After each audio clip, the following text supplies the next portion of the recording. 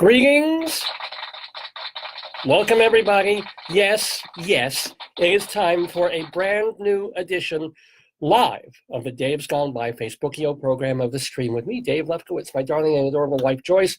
The potato. Oh, look at this. Oh, it's vaguely ethnic potato. Hello. Oh, what are you doing? There's some very important potato news that's going to be part of the show today, as well as all the other amazing things that we do. Oh, they're joining us. Let me get the music playing, and then I'll tell you all about this fabulous program that we have for you today called Dave's Gone By. Oh, let's see if I can do this without moving him, without losing him. I hope so. Dave's Gone By! Oh, you're right. I do have to put up volume. Oopsies. See, this is just a test run, ladies and gentlemen. Here we go. Good morning, good morning, good morning. There goes the Daverhood. And there was much rejoicing. Good for your balance. Didn't your meds kick in yet? Yeah, David Lefkowitz here. He's a Long Island Arts guy. He's got his own radio show. I want you all to really enjoy a wonderful program done by a fine artist. A glorious thing of unparalleled beauty. Dave's Gone By. Dave is one of my very favorite broadcasters, so keep on listening to Mr. Dave.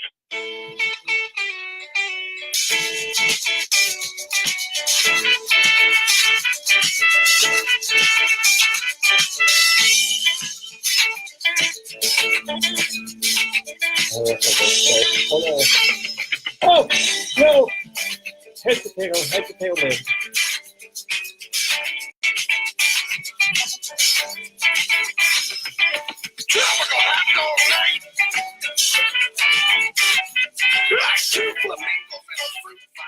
Well,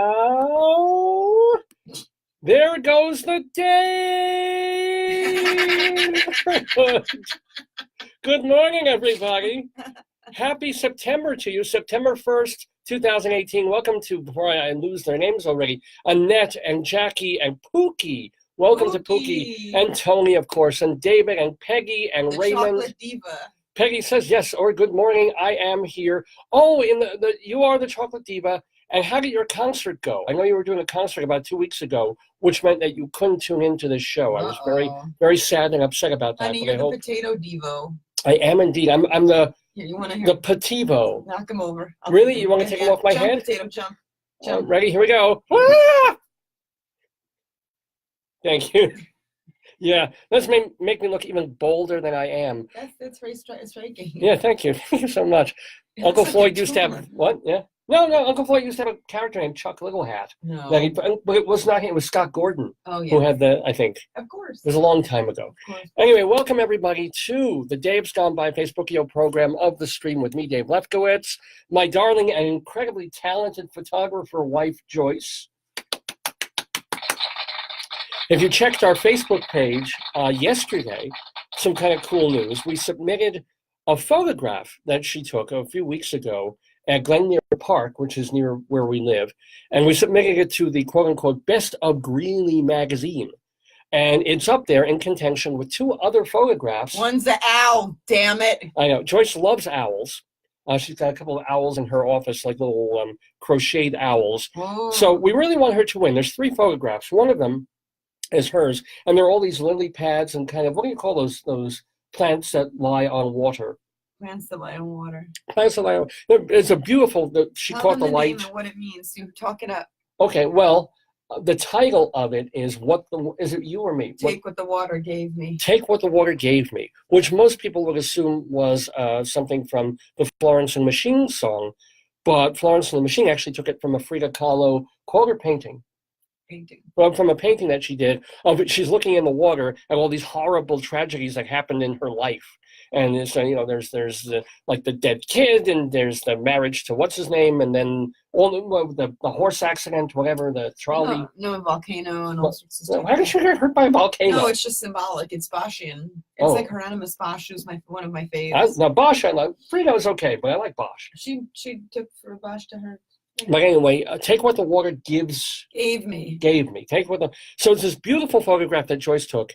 That's one of the photos, and you can go vote for it by emailing Joyce at thebestofgreeley.com. Joyce at thebestofgreeley.com.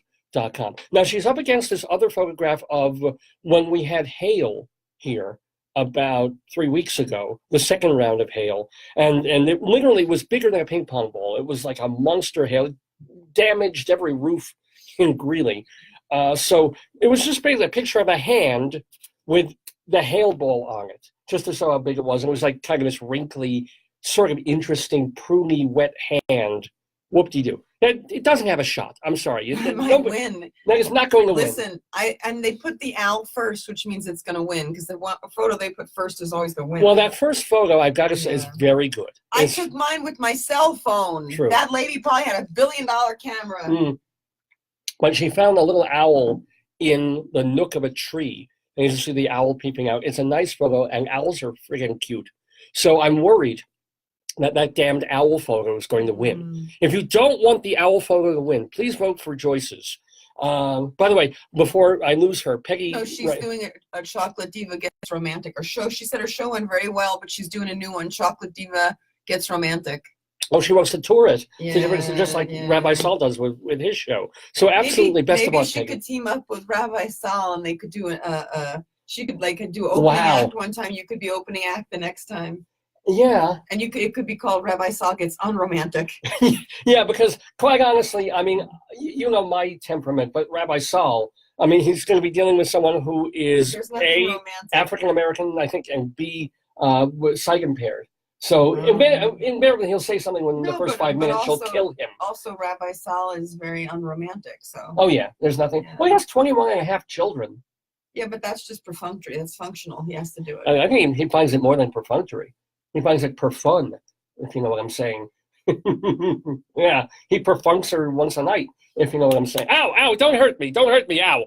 Welcome to Adam and Steve. Oh, Steve, of course Steve is watching. Steve is the fellow who kindly lined up our guest in the Daverhood later in the program, plus Drew and Bruce and Laura. Wait, and honey. Yeah. Oh, I need to get, we don't have, wait. What do we need? We need... That's the closest I can get to shark music. Oh, wait. That is... Okay, ready? Do it, wait. Do it a little. Here, wait. Wait, okay, you give me the person, I'll be the shark. Get him a little higher. Oh, he'll be the person? Yeah, get him a little higher. Swimming. Maybe I catch up, we could do blood. You know what movie we're talking about. We're talking about one of those popular and effective and fun movies of the past, 40-something years now. And I saw where it was made in Universal. Yeah. Yeah, I saw the shark pool. I saw the Jaws. I saw him. The machine. Yeah. And I mean, it has spawned sequels. There was I never saw it, but there was a comedy sort of porn or light porn movie with Brother Theodore in it called Gum. God. Called Gum. Well, no, he was just comic relief, apparently. He was. I hope he wasn't like the. No, he wasn't. Okay. No, but it was called Gums, as I recall. Was Babushka the love interest? Oh no! Not Little Theodore, Brother Theodore. Oh, very different. Okay. Yeah, very different people there. Okay, yeah.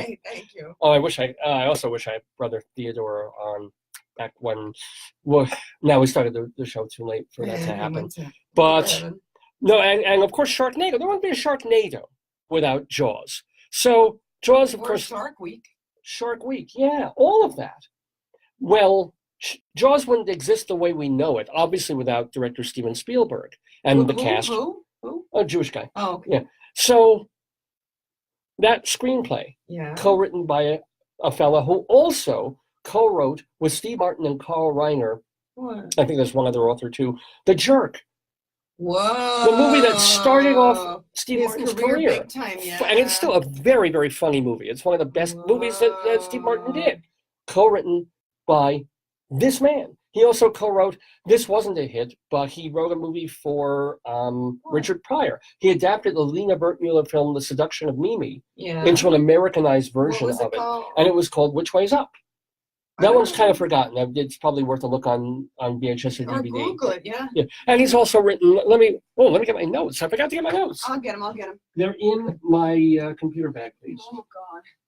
They're folded up. There's a little white paper in there.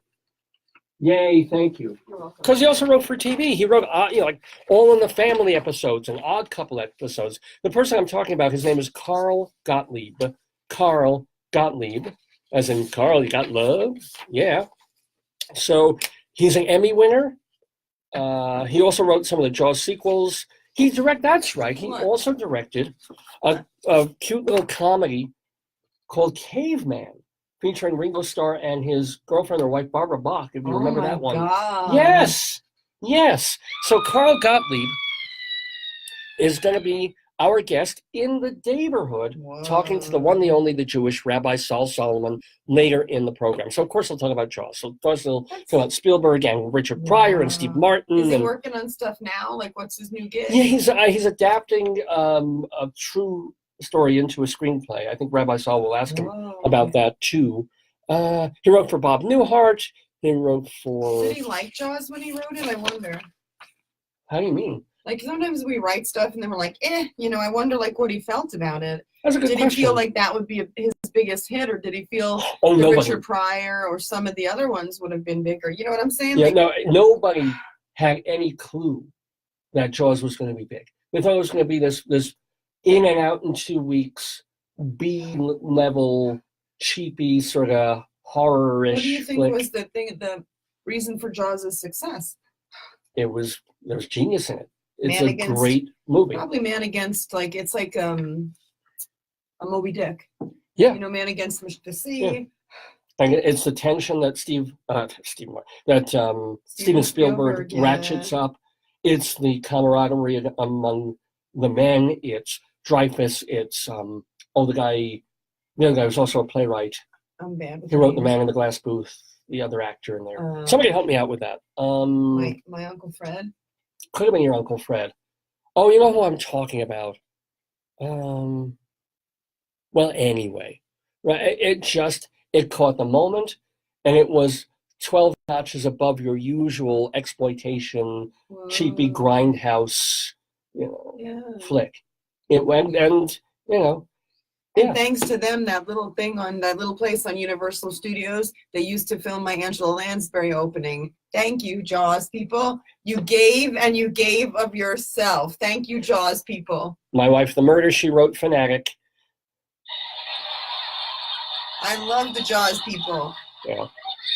And Angela, who's 91 years old and still okay. God bless her. Yeah. So what else are we doing on this TV? I called it a TV program because I'm looking at it. Is. You're looking at yourself. It's essentially a TV show. Do you want to mention your shirt? Well, this is exciting. This is incredible, folks. We're going to have an edition, of course, today of Potato News because I'm kind of forced to with all these potatoes around. But well, you have the potato in the sky watching. Yeah, we'll show him. Yeah.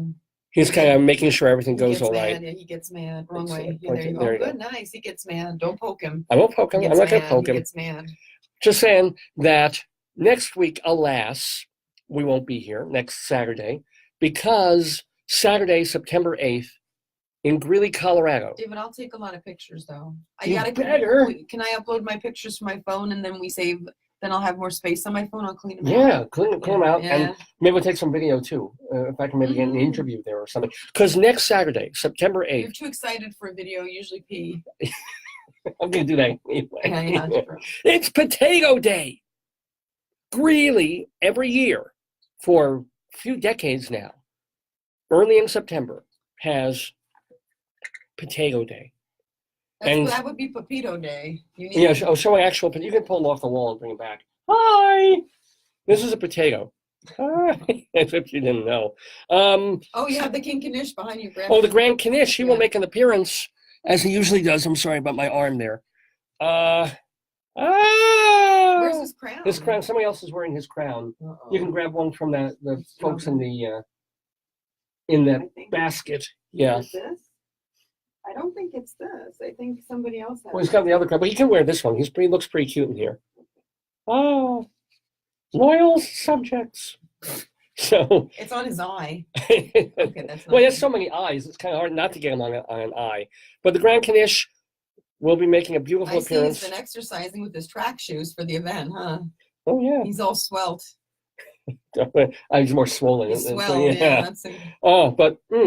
So we go every year, of course, to Potato Day. This is the beautiful thing. They have pictures in your album. They could just look at past Potato Days. But, we were, obviously, Joyce and I were both from New York. Lived in Queens. We're native New Yorkers. Brooklyn, Queens, I born Long in Island. Brooklyn, lived in Queens, lived in Manhattan, lived every borough. So, lived in Brooklyn, except I didn't live I lived in the Bronx. I stayed at the dorm one summer. right. I just didn't live in Staten Island. But here's the deal. And for a while we were already married, you were living most of the time in Philadelphia because you had to get a job teaching after you got your PhD. So you're casting about for places to teach. You were going to pursue your career as a gerontologist, as a sociologist, as a professor. So this is my 11th year here. I thought it was my 10th. It It is your says 10th. going in 11. It can't be. We moved in 2009. It can't be your 11th year. Anyway, so, you're thinking you maybe stay where you were in Philadelphia. We looked at a place in North Dakota. We looked at one or two other places. Hartford. Right, yeah. And then she was invited to come out here to UNC, University of Northern Colorado, and deal with the Gero department here and teach here. And you came and you got off the plane, you saw the mountains, you saw the sky, the air, and you're like, I like the mountains, I mean, there's nothing because of repulsive about it, because of my because of the practices that I do in my own ethical code. Mhm. I like natural beauty. I think the earth is beautiful, and I thought they were just really pretty. Yeah. I probably was out oxygen deprived. That's probably the first, Yeah, because you're 5,000 feet up when you used to being close to sea level. And me, I like filth. I like whores. I like murderers. The weird part is when I go back to New York, everything seems dirty It and is. loud. Yes. And crowded. Yeah. So I mean, it's weird, you got on a train, you're almost like, it was almost overwhelming, So Penn Station in rush hour was like Fight Club. It was like, wow. We had one poor guy. He was not from. He was visiting this country, and he's holding his phone, almost in tears, pointing because he can't figure out which track the train's on. So my friend Natalie, who's like a saint, she's like, we have to help him because he's like completely like lost. See, I would have pushed him. No, and so we got him to the train because he wouldn't have found it, and so we got him to the track, but it was rough. So so we decided, you decided, I'm like, okay, I'll go wherever, because you had a job, I barely had any kind of income. My funnest memory is we bought a pod and we start loading the pod. It's like a big box where you load stuff and the machine comes. So we had cousins who were fascinated because the machine comes like a huge spider and it lifts it up and it spins it. So they were fascinated by that. But I just remember our friends Nihal and G helping us, and I remember at one point G had climbed in the pod, and all you see is like on a mountain of like a sofa, a bureau, like records, and you see him standing on top saying, "There's more room. We can fit more stuff in here," and he's like loading stuff in. Well, because what happened was I had loaded a bunch of stuff. You helped me load some stuff, but I don't know spatial things, so I loaded up, and there wasn't much room left. And then he goes in there, and he's sort of like in cubic inches. He's a physicist. He's like, yeah. They found like miles more room in the pod. But the point was, we moved here, back in August of 2009, and it's open roads and tumbleweeds and dust and. No, it's not. That wasn't so like. I saw a tumbleweed. Yeah. I did. That was, and I loved it. I loved seeing a tumbleweed, for crying out loud. I saw chickens.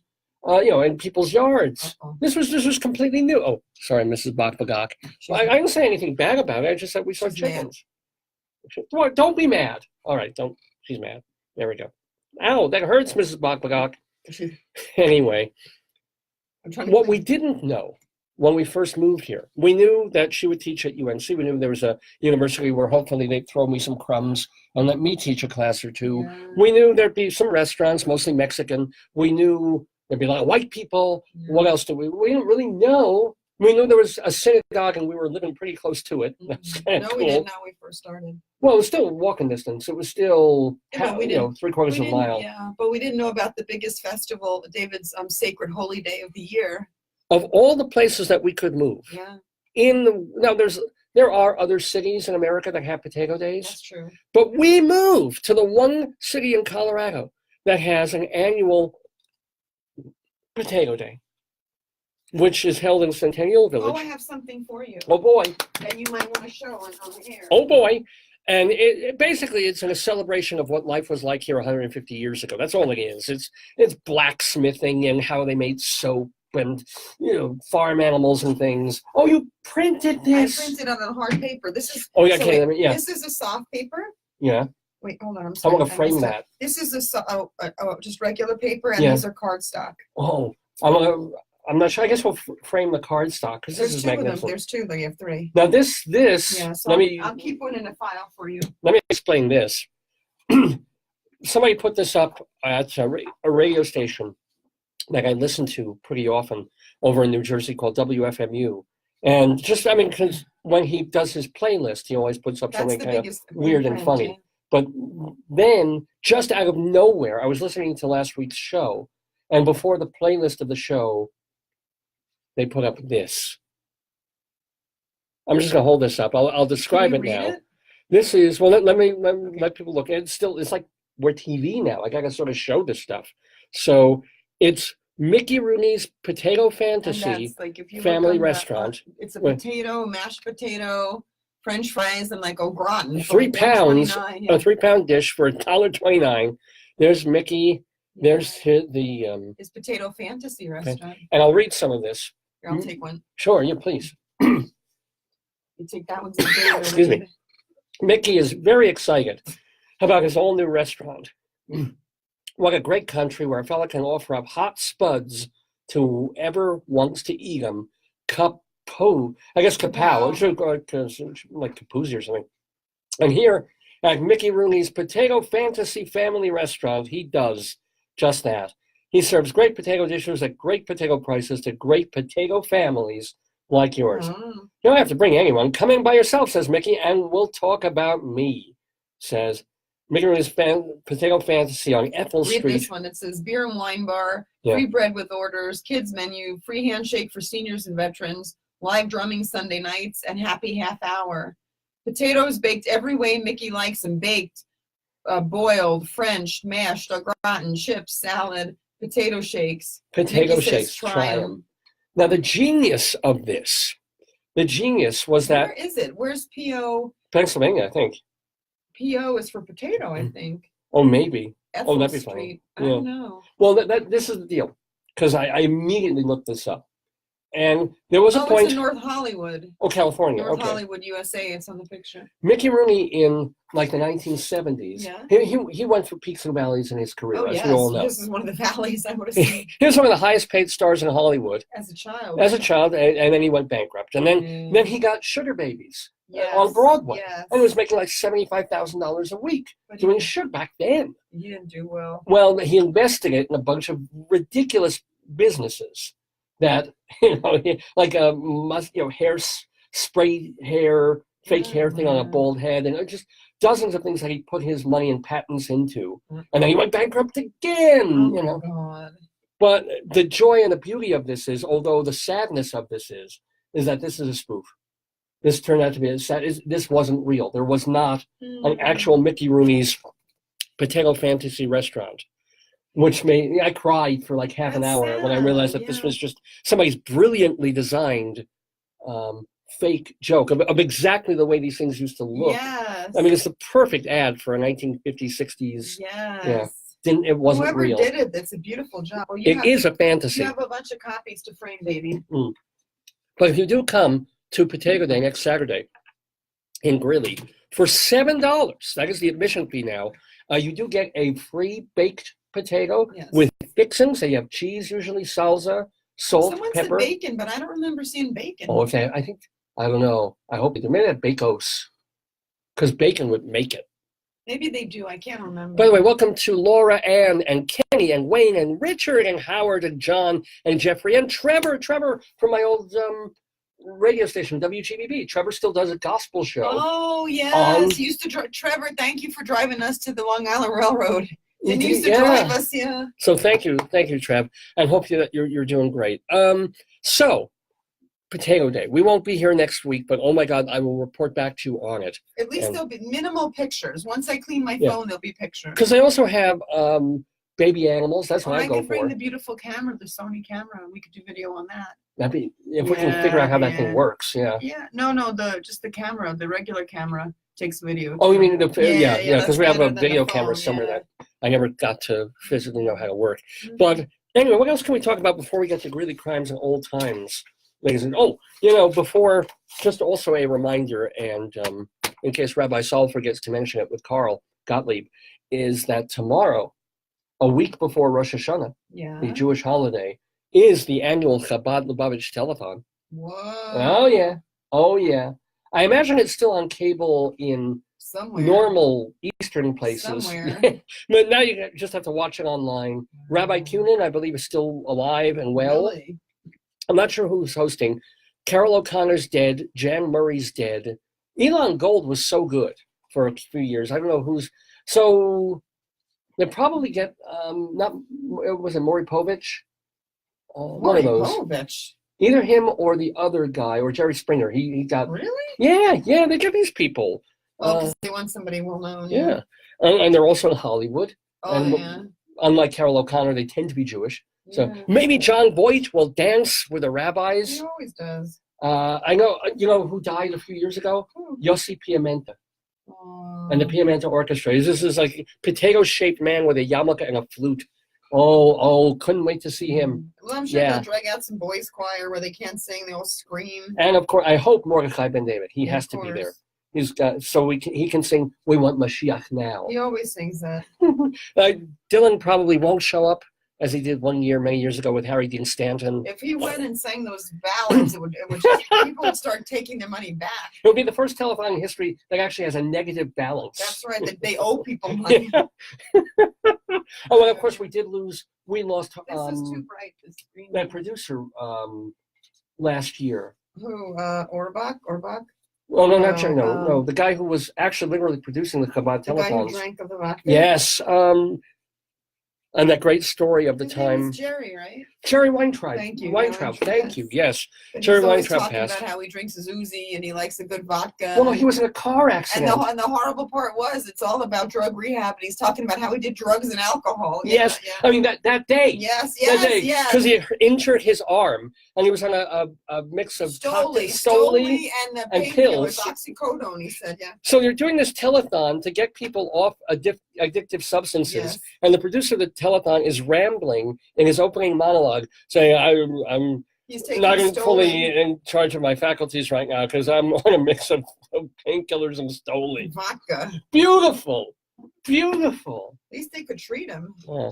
Well, later years of the telethon are not what the old years used to They're be. not as tight. Yeah. They're not. Well, no. The problem is they're tighter. Oh, Back in the yeah, day, yeah. if the rabbis wanted to come out and dance, they would dance for like 20 minutes. Everything would stop. And they'd just start dancing and singing and jumping around. Now it's like a minute and a half, and then they go They're too posh. commercial and Maybe stuff. because they're getting older and they can't, their functional abilities. And the greatest moment ever in the history of the telethon, it had to be in the first 2 or 3 years What? when they bring out Who? this couple who've given a lot of money Yeah. to this cause, to the Chabad cause Yeah. for rehab and stuff. Yeah. And they thank them so much, and the guy goes to shake the rabbi's hand, and the woman goes to shake the rabbi's hand. Don't touch the rabbi! Because women are not supposed to touch. And they're pulling her away. He's like, don't And touch she him. should be like, I want my money back. Oh my God. And I begged. I wrote in a few years ago to Chabad to ask if they would sell, or if they had the old tapes, the Oh, old yeah, videos They must. from those first 3. They must, but they're not. They're not letting those go. They're not They doing probably anything with want to them. be more smooth. Yeah. They're probably the production value for them. They probably want a little bit. So Harry Shearer probably has like a VHS collection of these things. And Somebody Harry, if you're has listening, it. Or maybe the local Chabad, like a local Chabad may have it. yeah, The big mother Chabad. the maybe, local. yeah. Well, no, probably the LA, the Hollywood Chabad has If we go to see our friend, kinescopes. if we go to see our friend's daughter in Burbank, you could go and check it out. I would just sit there. I wouldn't even. I say I'll leave it here. I just want to see like Yeah. that first year again. That second year, because it was both magnificent and a car wreck at the same I know. time. It was like a Fellini film on steroids. Yes, Yes. Felinowitz. It was like a Fellini film made by your I don't know. Yeah. By a film by David Lynch. By David Lynch and who else? And Tim Burton. And Tim Burton. Yeah, Yes, yes. Yeah. While they were both on Stolian pills. So tomorrow night, I think it starts 6 o'clock California time or something like that. We're an For about hour- 3-4 an hour hours. behind or ahead? California is an hour earlier than we are. Okay. 2 hours, 3 hours earlier It than goes New later York. when you go east and earlier when you go That west. is correct, right? yeah. Okay. So I think maybe 5 or 6 o'clock California time, which would be 6 or 7 or 8 our time. Just go to Chabad.org and Google telethon, and it will be there. I've streamed it the last couple of years, just having it on in the background, and you still get Mordechai Ben David. And you You still get get a few those moments. goddamn children's choirs, and you still get Rabbi Kunin standing by like clowns on black velvet silk painting Yes. of the Lubavitcher Rebbe doing a Yes. prayer. Yes. You don't get this. And there aren't any telethons anymore. MD, What happened they to stopped. Jerry Lewis? Well, he died. Oh. And they pushed him out before he died. They never Oh, got mad at them. really? Yeah. Whoa. They said, we don't want any part of it. Like Why? they won't be there without What did him. he do? Well, he's Jerry Lewis. He's a friggin' asshole. But, in real life? Oh, sure. Mhm. Oh, sure. So that's why. So they pushed him away, and then he left, and then they went from being this wonderful 24-hour train wreck. But to- they raised a lot of money. Oh, sure they. Yeah. Did they cure one kid? Yeah, maybe they crowdsourced. We don't know. Oh, no, I'm sure. I hope they're still making money to try and help muscular dystrophy. But in all those years, since like Well, the there's so 1950s. many types, though. But there's so many types. They Of, might have of made it- MD? Yeah, they must have made different type, different. Well, sure. There's an MD who specializes in the larynx. There's an MD who specializes in eye surgery. I'm kidding. No, but yeah, I just If wish you were some. an MD, we'd be in much better shape. Where's the time that finally fucking cures something? They can't. They said they cured polio and smallpox and stuff, but we still have There were no outbreaks. telethons for that. Yes, there That'd be were. cool if they had a polio You didn't telethon see with it. dancing children in there. You didn't see it. Really? They had them Let's back in move the on. day? You got to do Greeley Crime Cell time. Because they did a lot of live television back I then. got to get going. In fact, back in the early days of TV, it would have been special if they had a pre-taped 24-hour telethon, because all the other television dramas were live. Wow. So it's this is special. We pre-recorded this. Oh, yeah. Let's do Greeley Crimes. All right, let's do Greeley Crimes all the time. So what else do we want to talk about? Oh, no. Come on. We got to talk about one more thing before we get to Greeley Crimes all the times. You know what we got to talk about. Give me a second. Do you have a... I do. Oh, yeah.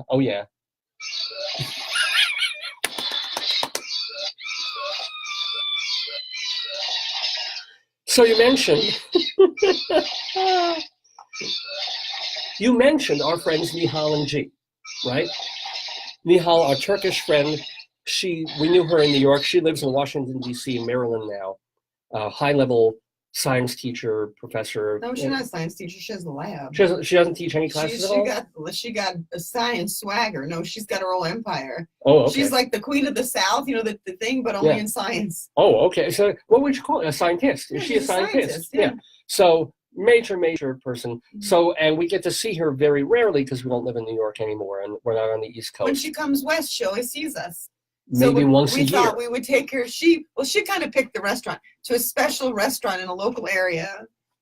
Yeah. Which is called La Luz, which La means Luz. in Spanish light. Right. Which The is, light. Yeah, which was, you would need to see a physician's light if you went to. Because we went to, it was very tasty. They had a nice salsa bar. And we ate outside. It was very pleasant. Yes. Very good. I had a nice Mexican steak thing, or so. It was very good. Very good.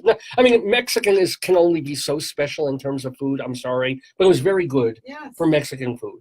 And now, this was maybe, when was it? A couple of months ago? Not even. Like 2-3 months ago, she was in town. No, it wasn't the last visit. The last time we went to Rio.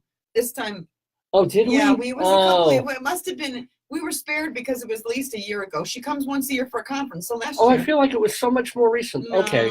So, so we went to this place, La Luz, in Fort Collins, right? Yeah. And there's an article in the paper last week that La Luz, this restaurant we ate at, had 19 people were severely affected by salmonella. Salmonella poisoning, which could come from like unwashed lettuce, or it could come transmission from chicken that isn't cooked enough, I think, and what they don't know how. They're investigating how. But this restaurant in Fort Collins is currently closed while they investigate where the salmonella came from. I think they call it La Luz because all the people who go there, they start moving slowly towards the light. Thing is, if you get this disease, right, and you get nausea, diarrhea, dehydration, and vomiting. How is that so different from a typical Mexican restaurant? That's what I want to know. Is it really so different from Taco Bell? Yes, you get a high-grade fever. You get you get explosive diarrhea and vomiting. Well, look at the other. The funny thing is, there's nothing funny about any explosive body parts. Yes, I did a whole show on it. Yes, there is. Yes. But the previous Fort Collins it's when restaurant. they start serving El Tiramisu. Yeah, but remember the other restaurant that had an issue?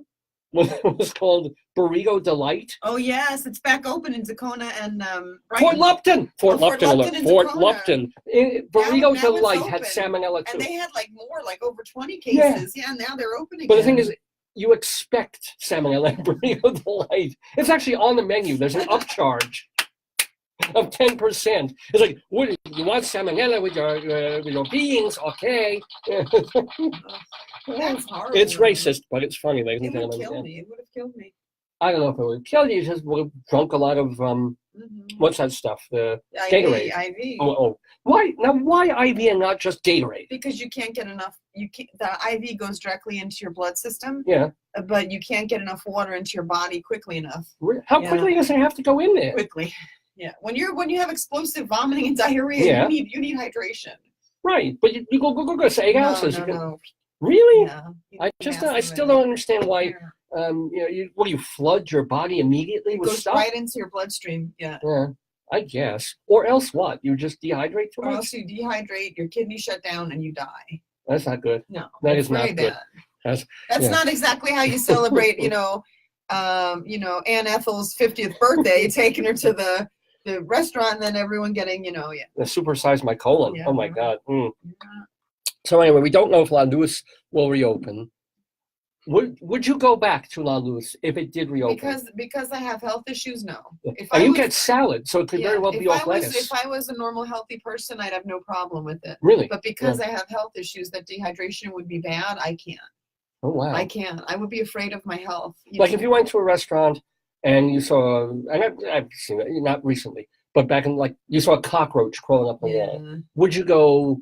Well, the good thing is, here, I don't know how they do it. I know they have health ratings of restaurants, but back east and in California, they do ABC, they rate them. So I always look for an A restaurant because it means either they're bribing the health inspector or they're actually clean. But you have to look at the things that they sometimes fail on. Or so in your own kitchen, you violate those laws. Well, but the one when we were in Hewlett, the one Chinese restaurant had medication above the stove. So what? And they were like, what happens if it falls in the cooking? But it didn't. But you don't know. You don't know.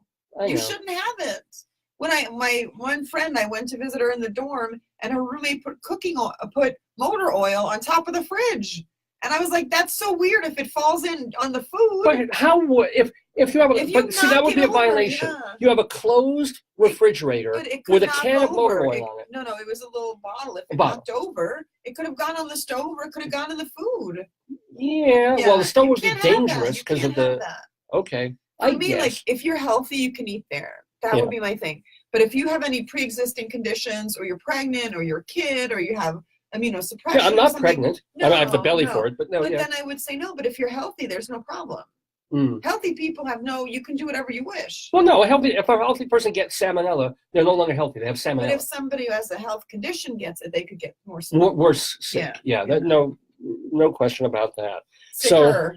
So it's just, I don't think I've eaten at a restaurant that's been closed. In fact, my favorite go-to restaurant in the theater district for a couple of years was because it was very reasonably priced, and it was a Thai place, and they did the Thai style sausage in the greens and stuff. Oh wow! It was spicy. Salad, it was so good, like tom yum salad with sausage. You took it was me there once. so good. A little hole in the wall. Yeah, on West 44th Street it was, and I would go there because every other place would be $25 for an entree, or it would take 2 hours before you got the hell out of there. But what's the kick?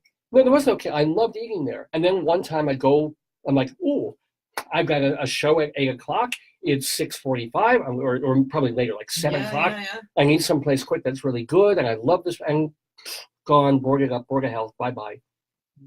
I never got sick there, never had a problem. Lord knows what animals they were actually putting into the Don't sausage. say it. Don't I'm say just it. saying, Please, you know, Mama, it never bugged me. And I missed the place terribly. You know, they were right next to Cafe Eau de Trois. And I ate at that place one time. It was $30 and then perfectly fine, and took an hour and a half to get out of there. Next door, little Thai place, boom, Maybe boom. you need to get a.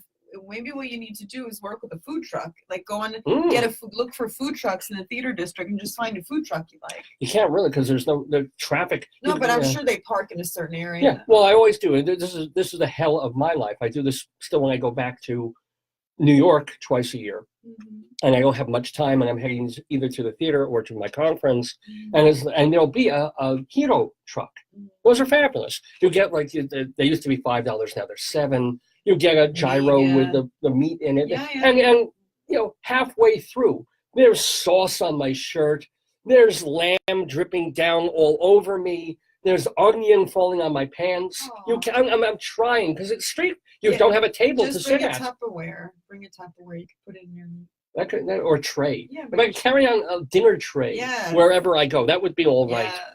Yeah. But let's do Greeley Crimes. Let's do Greeley Crimes all times. And by the way, welcome to Jeffrey and Trevor and David and Warhol. Welcome, Warhol. Look at the cute little pictures they have. And too. Jeff and Jolinda and Joan and David from my old high school. You have very good looking listeners. Look at them. We do indeed. They're very better looking than the host, I'll tell you very that much. snazzy.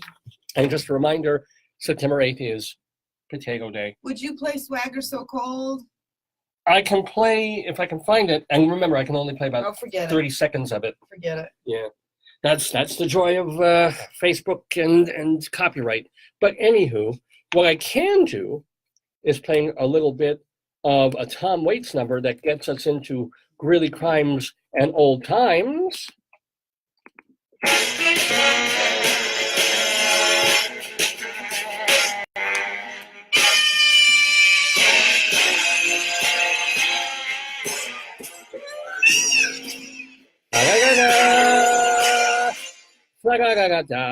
Greeley Crimes and Old Times. We do this every week based on two stories in the Greeley Tribune, our local newspaper, where they one column that they do takes the phone calls that come into the local police dispatch, and the weirdest, most ridiculous ones are reprinted in the newspaper that week. And then there's also another column called Greeley 100 Years Ago, where they literally go through the papers from 1918 and find the dumbest, most nostalgic, most, oh my God, sort of items and remind us of what they were.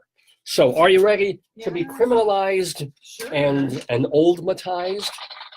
And by the way, Greeley Tribune is falling down on the job because there was not a new cop log this week in the paper. They're getting ready. They're gearing up for Potato Day. They're saving. They've got all their the reporters on that. Mobile teams, you know, the they have a flash team. mobs. Yeah. Oh yeah, absolutely. You should do a flash mob when you're people dancing in potato costumes. That'd be awesome. Here's the beautiful thing. There, if you go to the official website of Potato Day for Greeley, because it's a benefit. By the way, it's $7 for a friggin' potato, and to get into this thing. But the money goes to the Greeley museums. Yeah. So, but thing is, if you go to their special thing, they have all the information about where it is. Centennial Village, 10 to 4 o'clock.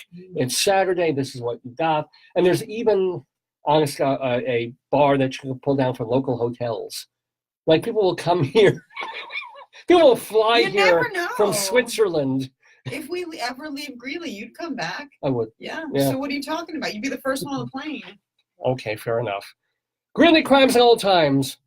Police responded to O Street and 35th Avenue for a report of a man with weird eyes. Maybe it's the Rajneeshi. It could be. It's Rajneeshi. He's got those. Swagger so cold. Swagger so cold. We've been watching this documentary called Wild Wild Country. It's very long, but it's very good, about Bhagwan Rajneesh, if anybody remembers him. And it's very well done. Anyway, and by the way, that is the whole item. Somebody called the police department about a man with weird eyes. Or maybe he has you know several eyes. I think it's the one with the mustache. Probably. He's very furtive. If you know.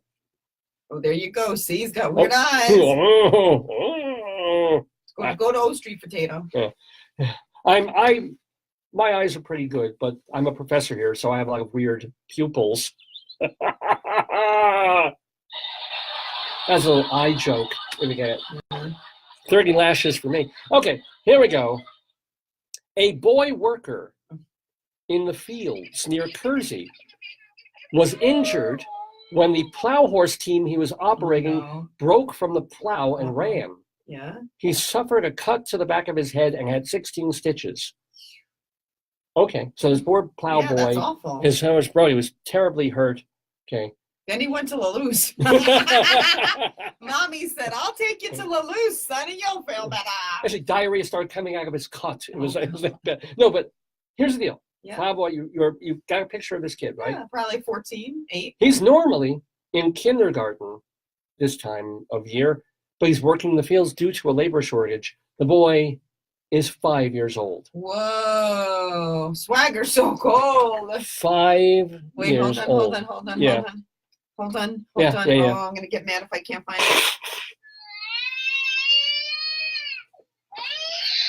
So the good news is he went to, when he was all stitched up, he went to the local Catholic priest, and Oh, the God. priest plowed him. God, that's horrible. I know it is, yes. A deranged elderly man Oh, God. was picked up by the police at the S&S Lumber Company yesterday. Yeah. He told police he was sleeping at that hotel, What is and he pointed to a pile of lumber. That's bad. Oh, yeah. Well, it might have been. We had the guy who lived under the rock, so maybe he was Yeah, sleeping. maybe he was. Maybe it fell apart. He said he was eating at that restaurant, and he was pointing to the lumberyard office. The man is being checked by doctors. Poor man. Yeah. You know, well. it's hard to find a good restaurant. I understand. I know, right? It's hard. Well, with Lalouse closed, he probably had better stomach, less stomach problems than someone who ate at Lalouse. I'll tell you. That's sad. I know. It's got something cognitively going on. Police responded to 11th Avenue. Oh, here we go. What? Speaking of Mexican food, for a report of a small, quote, "Yo quiero Taco Bell" dog hiding under a truck. Somebody must have called in. It's a chihuahua. The person calling in probably couldn't think of the word chihuahua. Says, it's one of them Yo quiero Taco Bell dogs. Wow. It's under the truck there. The bad news is that it really was a Taco Bell truck, and the dog was never heard from again. Oh, no. Yeah. And the hindquarters went to Lalouse. Oh. Because of the war with Germany, all of the German textbooks in Fort Morgan are being seized, and there will be, this is Greeley, Colorado in 1918, by the way, folks. So they're seizing all the German textbooks in Fort Morgan, and there will be a public book burning ceremony on Thursday night. Everyone is invited to watch. Oh, nice. Isn't that great? Did you remember that book burnings in Greeley? Wow. Way back when? I mean, if it was 1944, I would have done it. Yeah, a lot of people had a lot of issues. But I mean, this was 1918. This was the first war when Germany was not, they got into the war just because of entangling alliances, not Jew killing. We had internment camps out here too, right? We had a lot of stuff. In which war? In two? We had Japanese here? Yeah. Wow. The West had a lot of internment camps for Japanese. That's remember where our vet's husband's mom and dad met. I thought they went to Hawaii and went to No, that. here they were in the West. Oh, wow. Yeah. Anyway. Wow. Got quiet all of a sudden. Let's raise the laugh quotient, ladies and gentlemen, hopefully. Oh. What? A Greeley minister married his sweetheart in Lyons yesterday, and a group of residents tried to kidnap him. Why? In a folly of chaos. Oh. It was a trick kidnapping, and they were going to take him to a canyon 6 miles away. Oh, God. And make him walk back. That's not fun. It's horrible. My friend, so when my friend got married, she was a Hungarian, and they said the custom was that you throw the bride in the shower, like at the bridal shower, and we're like, in a little shower? like when they're with their clothes on, and we refused to do it. Now, is that during the bridal shower or the actual wedding? No, that's the bridal shower. I don't get it. Yeah. Well, but if it's Hungarian custom, you do I think it. they just made it up to harass the bride. Maybe. Well, this was a trick kidnapping for the groom. It was a minister, but here's the thing. They were going to do this, right? And they're going to bring him back to a canyon 6 miles away, make him walk. Yeah. However, What? There's always a however. What happened? A riot broke out. Wait, do we have any riot sounds? Wait. Let's see if we have. No, that's not good. That's kind of a start to riot.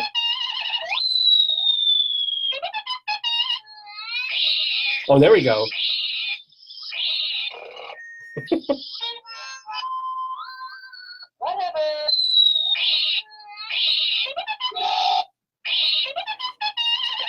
This is your brain on drugs. There was the riot right there. And 7 people were injured. God. That's a wedding. They used to know how to throw a shindig back then. That's like, man. They used to dig shins. Oh, That's my crazy. goodness. Police responded to 24th Avenue and 9th Street for a report of a man who relieved himself on the caller's truck. Ew! Wait, wait. No, this is pee. No, relieving is I hope. different. Wait, where is it? No, I think relieving is doo-doo. it's pee. Relieving is pee. You Relieving pee is against it. doo-doo. Who's going to poop against the truck? That's doo-doo. Yeah. No, relieving is... Pee-pee? Yeah. Sissy? Guy peed near the... Sissy? Yeah, yes. So, but there's more.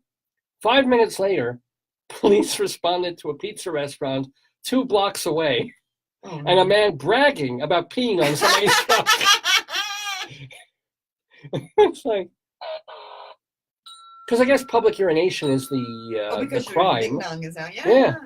Although, speaking of which, sometimes in Greeley Crimes at All Times we go elsewhere and we sort of look for other places to tie in, right? Yeah, because it's not all only about Greeley. Sometimes there's interesting news from other places. Dateline Paris.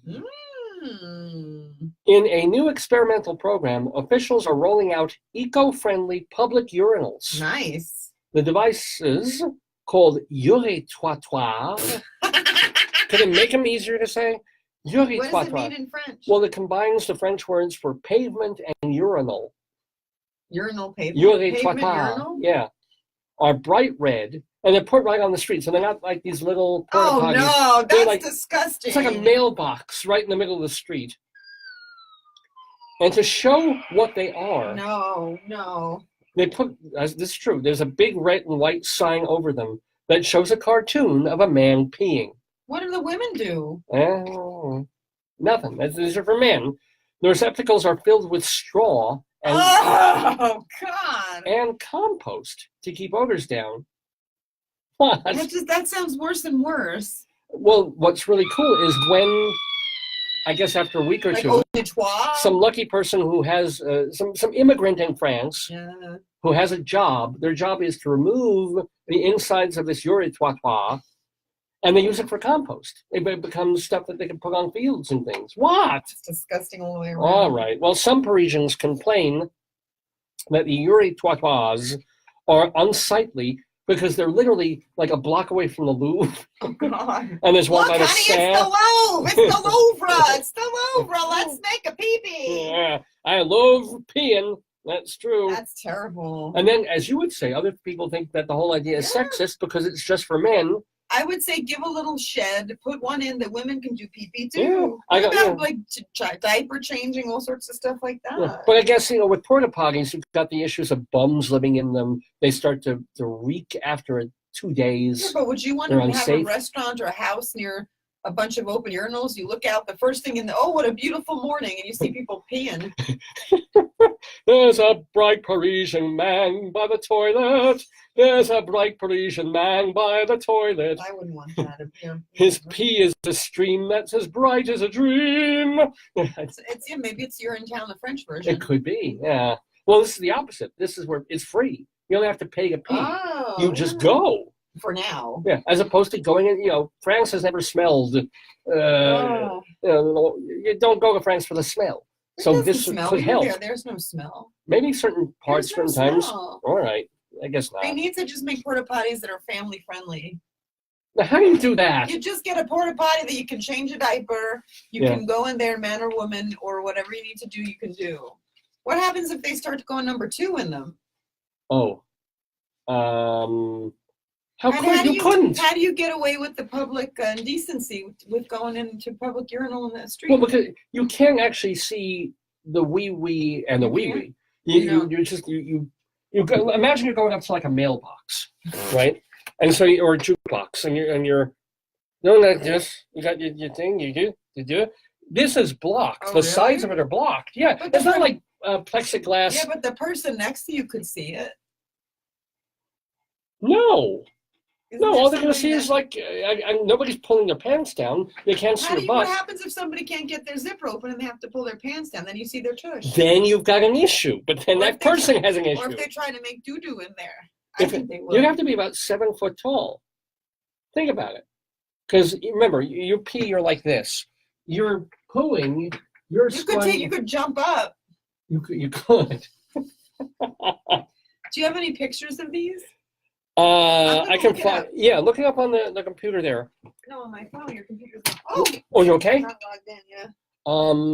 While I remind people that this is the Dave's Gone By Facebookio program of the stream with me, Dave Lefkowitz, my darling and adorable wife, Joyce, and all our wonderful, our spuddy buddies who are watching the show, like Trevor and David and Warhol and Jeff and Jolinda and Joan and Dave and Phyllis. Welcome, Phyllis.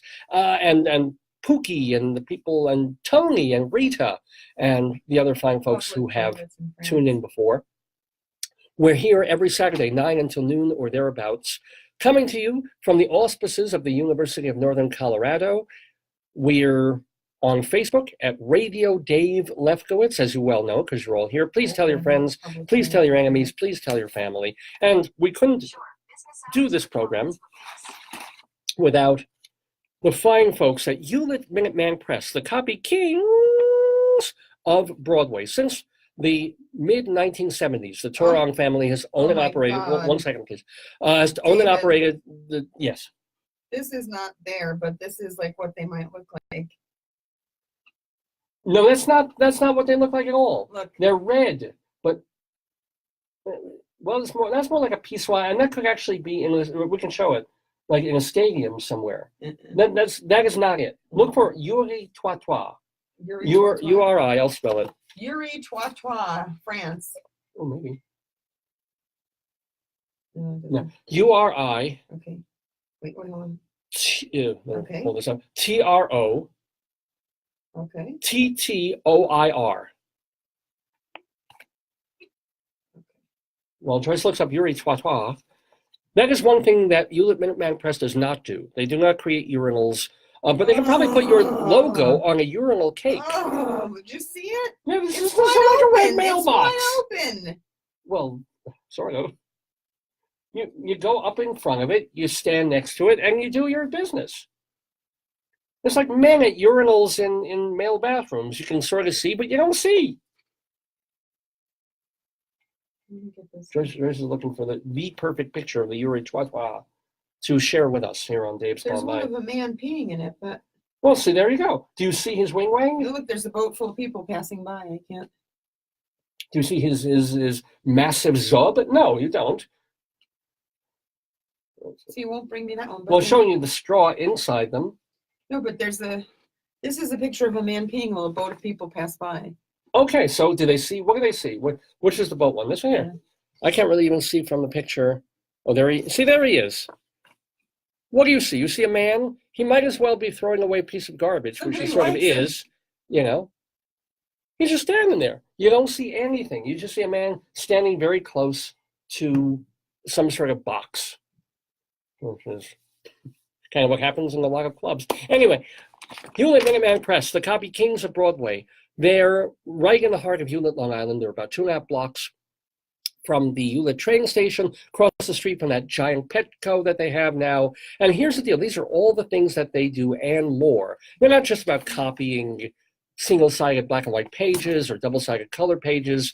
They're and laminated pages. They can do binding and printing.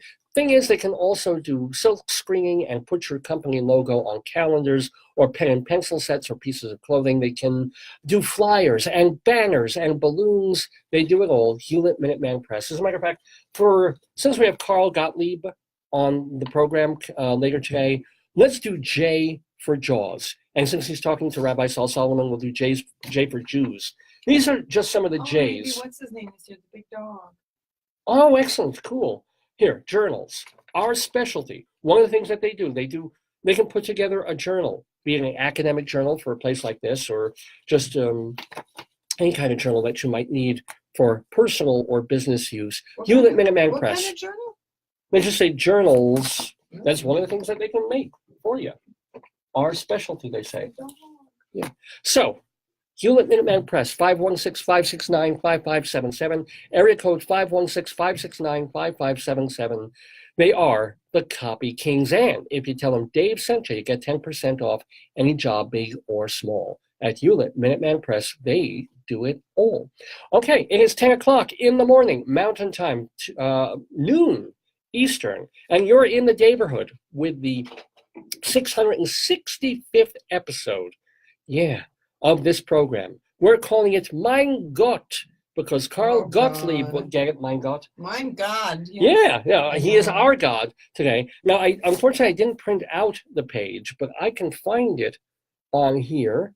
I should probably Google it first. So give me a moment while I get my mail up so that we'll do one or two more Greeley crimes. Oh, here's Chrome. I already got Chrome up. That's why it's not doing anything. Excuse me. I'm just going to do a little bit of this. What are you doing?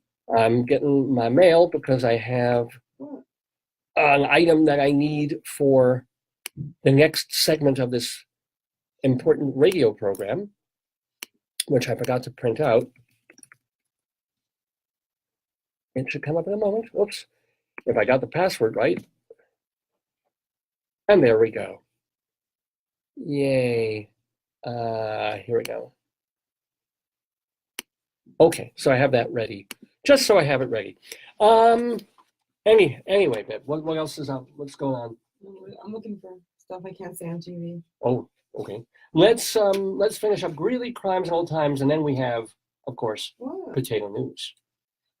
Ooh. It's getting late. Yeah, it's 10:01. So let's do one or two more. For example, police responded to Weld County Road 17 for a report of a dead person in a car. The caller reported that the man's head was tilted to the side. Potato will reenact.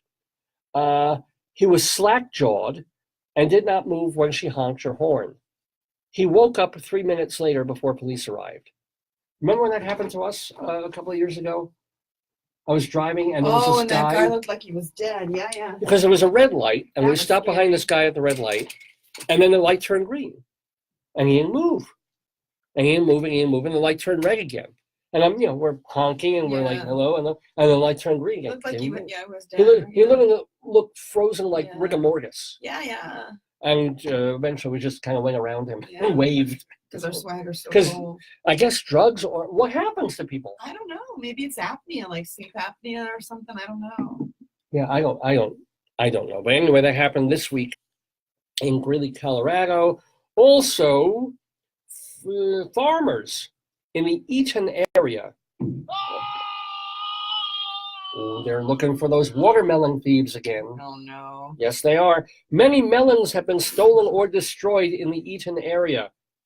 One farmer located one of the suspects this week, but before they could catch him, he dove into the Latham Reservoir. Good Lord. And was not seen again. I mean, for real, like stealing watermelons, like you can take it. Well, the farmers watched, but they didn't see him come back up to the surface of the water. No. Someone said he must be sporting with the mermaids at the bottom of the lake. That's called being dead. No, think about it. You're a watermelon thief. You're escaping. You got two watermelons under your arms. You think? Yeah. Maybe he didn't want to let those watermelons go. So he went to. So he goes in the Latham Reservoir, like splash. I think what he did was while the farmers were distracted, he snuck out. Where? Wow. Just snuck out and crawled away. Could have been without his watermelons, though. Yeah. How much could watermelons have cost back then? Maybe they were more difficult to grow. I mean, they're $6 now. Maybe they were 50 more cents. rare. Maybe. I don't. Well, maybe in Colorado they were. I don't know. Do we have one more? Time for one more? Yeah, whatever you want. It's your show. Well, police responded to the family funplex. Oh, we've been there? Yeah, of course we have. Uh-oh. For a report of an unattended griddle. What? Yes. An unattended griddle? The caller said a woman... What is this, IHOP? Unattended griddle? At the Funplex, yes. Someone plugged in the griddle, placed some food on it, and then left in a gold sedan. Oh, God. I think This is the crime of the It century. was probably Snoop. Oh, God. It was probably Snoopers. it's like Les Miserables in reverse, because Why somebody would breaks you in do and that? leaves food. Yeah, I don't. but why would you, like, if Funplex is for exercise, why would you plug a griddle in? I don't know. It makes no sense. Somebody's Why would probably you cook making their there? lunch, and then forgotten when to do Making an a errand. panini? Yeah, right. I don't know. Maybe mean, they there- forgot the Grey Poupon Dijon mustard. Yeah. I mean, if it was, there's probably a lunchroom for the workers Yeah, at the but why Funplex, would which would he? have a microwave or Yeah, something. but the, Why would you have a pancake griddle? No, I don't get And it. then you turn it on. It is dangerous, but Just unplug it. Yeah. It's not that difficult. well, maybe you need to call the police to unplug Yeah, I guess so. A hot Maybe I have griddle. to shoot it. it. Man. Okay. Okay. I What? think it's time Potato to move news? away from the human news. And since Potato Day is only 7 days away, next week we won't be here because I will be physically at Potato Day in Greeley, Colorado. And so because of that, we're gonna do a new edition. Oh my God! Yeah. My arm. Here, put Where's no, my arm? in. Don't Ah! yell. Don't Okay. yell. All right. Okay, there you go. There we go. Of Potato News, ladies and gentlemen. Oh, so exciting. I know. You can barely contain yourselves. You need one of those Uritois. Because you need that outfit for next week. Yeah, no, I'm not gonna mess it up. But Okay. it is. You look so cute. Thank you, darling. You're not so bad yourself. Thank you. You're even cuter than that stupid goddamn owl. Don't bring it up. Yeah. Haters gonna hate. Oh, our friend said she got the magazine at the library. We got to go there and get it. Yeah. Which Yeah, library? Centennial. Oh, the actual library. Yeah. Library. Oh, cool. Okay. I gotta get there anyway. Get a new movie to watch. Mm-hmm. So let's. I'm just scrolling down to find the Potato News. Just do Control F. Here it is. Here it is. Okay. So, are you ready, babe? Are you ready? I've got to get the intro music going Mhm. for Potato News.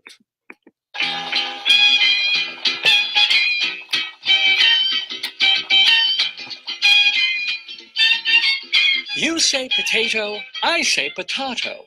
Let's call the whole thing Potato News. Ah, yes. Potato News it is, ladies and gentlemen, here on this Saturday, first Saturday of September, September 1st, 2018. Good morning. This is Spudward R. Murrow with the Potato News for today, September 1st, 2018. Dateline, Rehoboth Beach, Delaware, and a crime wave. Oh no. For years, the fast food specialty restaurant Thrasher's French Fries Oh yes. has forbidden its customers to use ketchup. They don't sell it, they don't offer it, or give it away. Yes, they have salt or cider vinegar, but no chups. This has led some customers to go to the nearby eatery Gus and Gus Place and ask for it. But Gus and Gus won't give away free ketchup or even sell it to non-Gus and Gus diners. So Whoa. hangry Thrashers customers have been stealing ketchup packets just for that sweet, sweet taste of tomato. At nearby Louie's Pizza, Oh, they're no. charging $1 for a 4-ounce cup of ketchup. The owner says, it's a business. I'm not the Red Cross. No, people get cross if he won't give them the red. Yes, yes. That's tense. Too It- tense. oh my goodness. Dateline Honduras. This year, that country is predicted to harvest more than 28,000 tons of potatoes Whoa. on 1,700 hectares of land. Oh, yeah. The crop is actually down from last year due to less rainfall and El Nino, but production goals will still be achieved. Just a reminder that the potato is a hugely important economic staple in Honduras. Recently, the Ministry of Agriculture held an educational forum called Potato Identifies and Feeds Us, Whoa, deep. which was attended by 550 lucky people. Whoa. Beautiful, Just beautiful.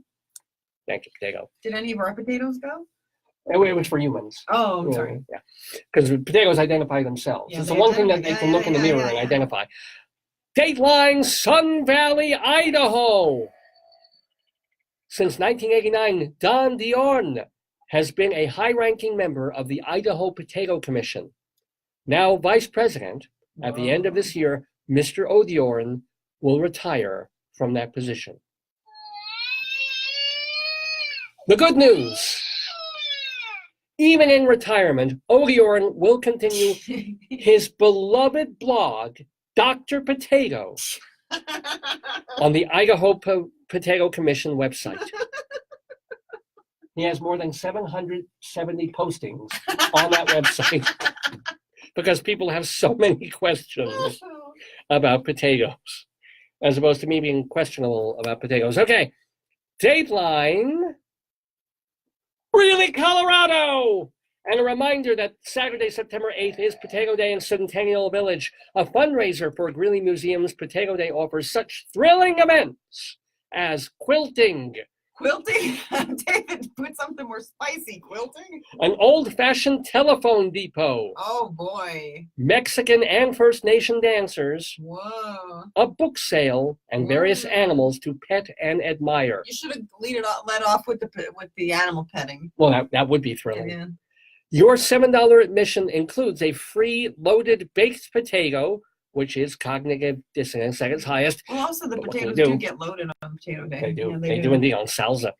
Remember, Potato Day, 10 a.m. to 4 p.m. in Centennial Village, Greeley, Colorado. It's spectacular. Will we be there And that's their will word. we be there the whole time? We'll be there from about 7 a.m. until 7 p.m. the next Oh, okay. Yeah. yeah. It's good. next day, actually. Yes, next of course. yeah. We'll sleep in the historic village. Giving you the potato-related weather, clouds and rain today, giving way to sunny mid-80s temperatures throughout Greeley in this perfect week of weather for amassing starch and tightening those peels. This has been the Potato News with me, Spudwardar Murrow.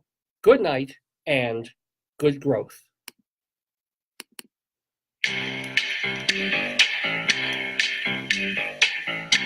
There goes Spudwardar Murrow. We'll take this home.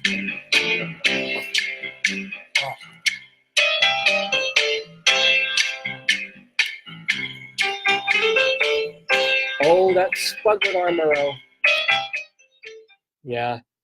See, he's such a fine journalist. You should Is win he? some kind of award for his journalistic skill. You know? He's really very professional for a Yeah. potato. He reads very well. He's got a good organizational skill. He's good. He could win a Pulitzer. Okay, that's a potato pun right there. Pulitzer, because they have peels.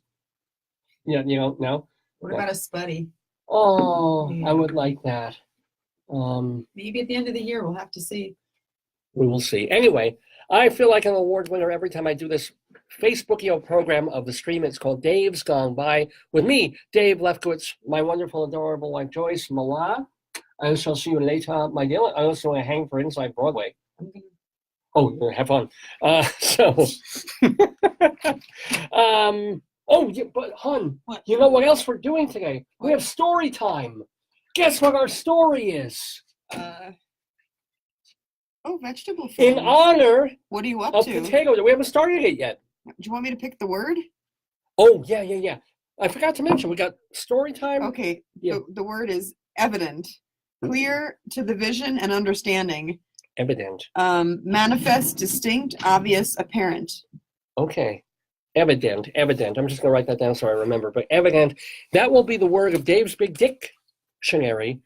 Boy, I didn't even tell you guys what was going to be on the show. And then there's this. I can just show this. I haven't really downloaded the MP3 yet. But even though the radio station at the university is, at least for the time being, defunct and on hiatus and stuff, and even though my name is still attached to it as like the former manager, but we still get the occasional piece of music and CD and artists who are in town, their concerts, or they want us to promote or play their music on the radio station, which is basically just playing old episodes of Dave's Gone By right now. But sometimes we get CDs. Last week we got this one. I guess I could show this one again. Where did I put it? Oh no. Oh, I think I threw it back in my bag. Hold on. Don't go away. But wait, there's more. So 2 or 3 weeks ago, we got this magnificent CD from this woman who is whispering something filthy to a unicorn on the cover. An album called New Orleans is Sinking, or it's actually an EP thing. So that was a couple of weeks ago. And now we get these guys. Like, this is really going to appeal to a bunch of 17 to 22-year-olds attending a Colorado university, guys who are my age and look like this. It's sort of like, I'm sorry about the backlighting stuff. I could probably take it out of the plastic. But, the guy on the bass there, he looks like he's about to take a shit. This other guy was cool back in 1971. And there's this. Who are they? They're Super Synth Fever Syndrome, and they do synth rock. And this was recorded back in 2007. And yet they gave us this to go into our audio library at UNC. I'm gonna, maybe if I get a chance over the next 2 weeks, I'll open it and download an MP3 and share it with you. But yeah, I can sure see them overtaking Beyonce and Kendrick Lamar on the charts and appealing. God, I don't. Yeah. Anyway, we're doing Dave's Gone By. Welcome to Joan and Phyllis and Frank and Tony and Art Paul. Art Paul, who always has new music out. Let me see. Did I download? I had some Art Paul new music. No, that was like a couple of weeks ago. But anyway, all you gotta do is go find him on the interwebs, and he's got hundreds and hundreds of songs and new stuff coming out all the time. He says, "What about my German version of My Cat Was Taking a Bath?" That was it. My Cat. Did I download it to here? Was it mine? Maybe mine. Here it is. Yes, we do have it. Thank you for reminding me, Art Paul. So before we get into Inside Broadway and theater, where I'll be talking about all the stuff that's going on Broadway. Some sad news for Broadway people. Not only a couple of people died, but a Broadway show announced that it's going to be closing in a week or two. But before we get to that, ladies and gentlemen, this is a cover version of an Art Paul Schlosser song. The original song was called My Cat Was Taking a Bath. This is the German version by a fellow named Kirk Moore. And I think Facebook will actually let us play this thing through. It's about a minute and a half. Here's Meine Katze nahm ein Bad. Meine Katze nahm ein Bad from Kirk Moore.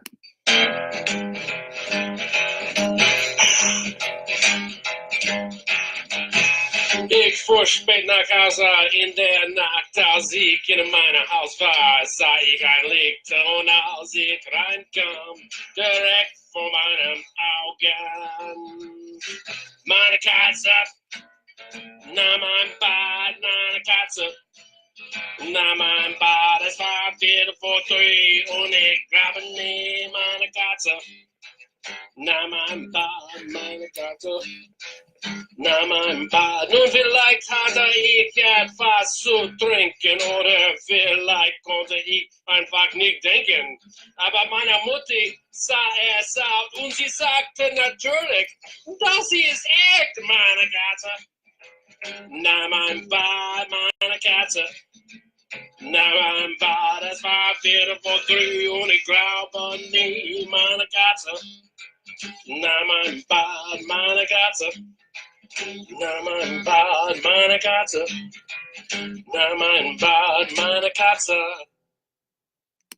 That's pretty bouncy right there. That is the German version of My Cat Was Taking a Bath, written originally by our friend of the Daverhood, Art Paul Schlosser, and then covered there by Kirk Moore here on Where else are you going to hear that? ever. It was actually kind of cool. So thank you, Art Paul, for reminding me about that. Welcome again to Steve. Hi. Steve says, hi, Dave. Hi, Steve. Yes, Carl Gottlieb, speaking of Germanic, Carl Gottlieb will be talking to Rabbi Sol Solomon in just a little bit on this program. Also, Gina says, or Gina tuned in, and also Robert from my old high school, and David from my high school from before, and Tony with two different Tonys listening, and Rita, and so many cool people. So glad you tuned in, because we have so much more to do. Yes, we've got Rabbi Sol and Carl Gottlieb. We have our story time. We'll be doing at least part of Vegetable Friends in honor of Potato Day. We will have a brand new Dave's Big Dictionary, where I'll be talking about the word evident, and, and a Colorado Limerick of the Damned for the word Boulder. So, oh my goodness, so much to do. So much to time, so little to do. Let's begin then with Inside Broadway.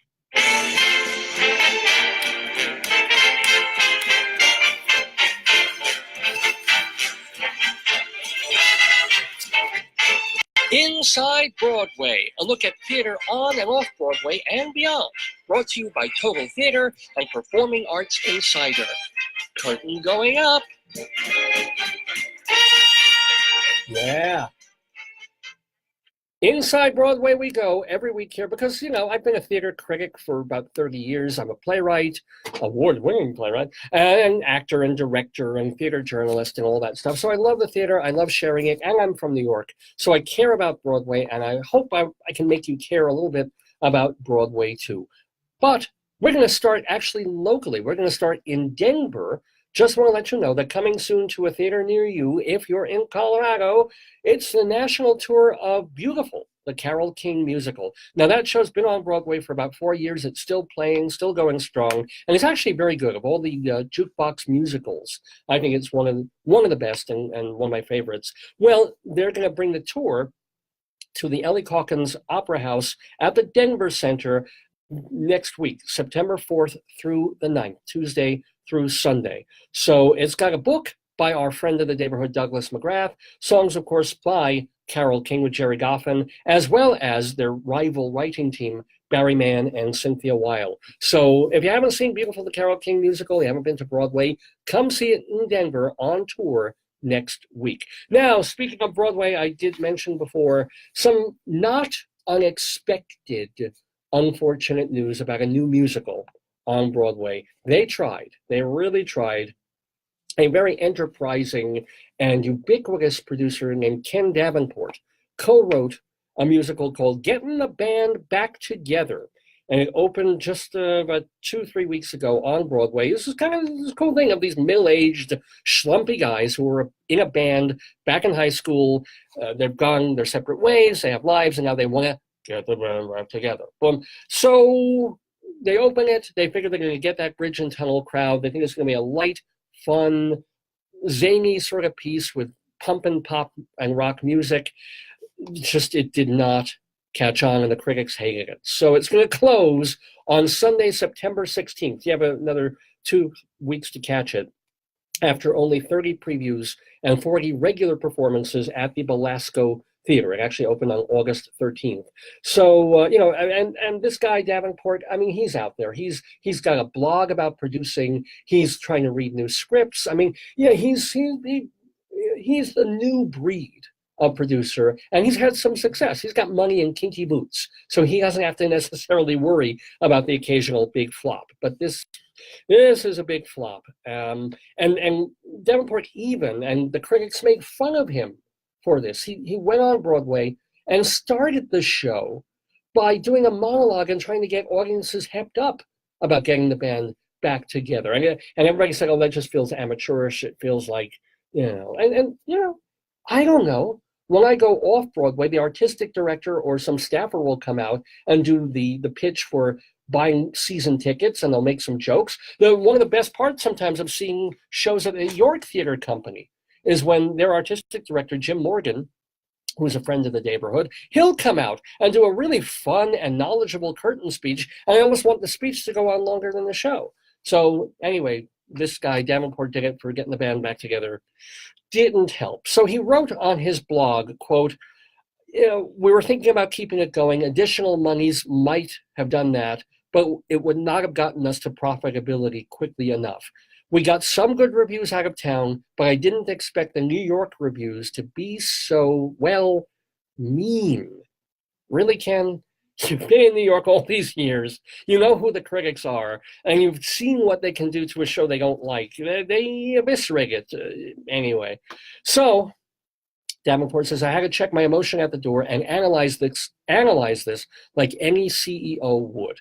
In business, when the data is on the wall, actually, it's the data are on the wall, Ken, sometimes there's nothing else you can do.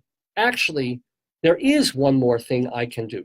Start over, do another one, and you can bet that I will. And boy, oh boy, that is the spirit. And so, yeah, my condolences to Ken Davenport for his show tanking, but at the same time, that spirit, that's saying, hey, I've had hits, I've had flops, that's the nature of Broadway. Next a year or two, I'll be back. Yeah, that's the spirit. So anyway, you have about 2.5 more weeks to see Getting the Band Back Together on Broadway at the Belasco Theater. Now, speaking of Broadway, if you want to keep tabs on the shows that are starting previews or opening or closing or shows that may or may not come to Broadway in the seasons ahead, you're going to want to get yourself a copy of this fine, fabulous, funky journal, Performing Arts Insider. It's been the Bible of Broadway since 1944. So, yeah, okay, so got a nice, pretty cover there. I think I even have a new one.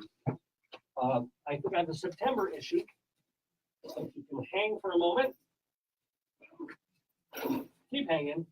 There we go. Look at this. Brand spanking new on the newsstands now. This new edition. So this is one from a few weeks ago. Now here's a new one. Look at this great picture of Janet McTeer on the September 1st issue of Performing Arts Insider. She's in this show written by Teresa Rebeck called Bernhard's Hamlet that will be opening in September. So you can go see it. Look at this way cool cover of the magazine. But let's look in the magazine. That's what it's all about. We do this every week now. You got the guide to when shows are opening on Broadway or the shows that are still running. You've got a guide to Broadway theaters and their tenants. Every single theater. How many seats are in it? Is it a Schubert, a Niederlander? Is it a Jujamson or something else? When are shows starting, previews, closing, and opening? And then more stuff. Who's handling those shows? You have a question about them. You want to contact one of the designers or the authors or the actors. These are the press people. These are the folks who are handling every Broadway show. Their addresses, their emails, their phone numbers. Now we get to the heart of the magazine, the listings, day by day, a calendar listing of every single show, either now running or about to run on Broadway. Same thing, and this is the thing you can't really get anywhere else. Same thing for all the off and off Broadway shows. I mean, this is just dozens and dozens of shows listed chronologically. I don't know anywhere else you can actually get that. And then in this particular issue, a guide to awards and special events that are coming up in September.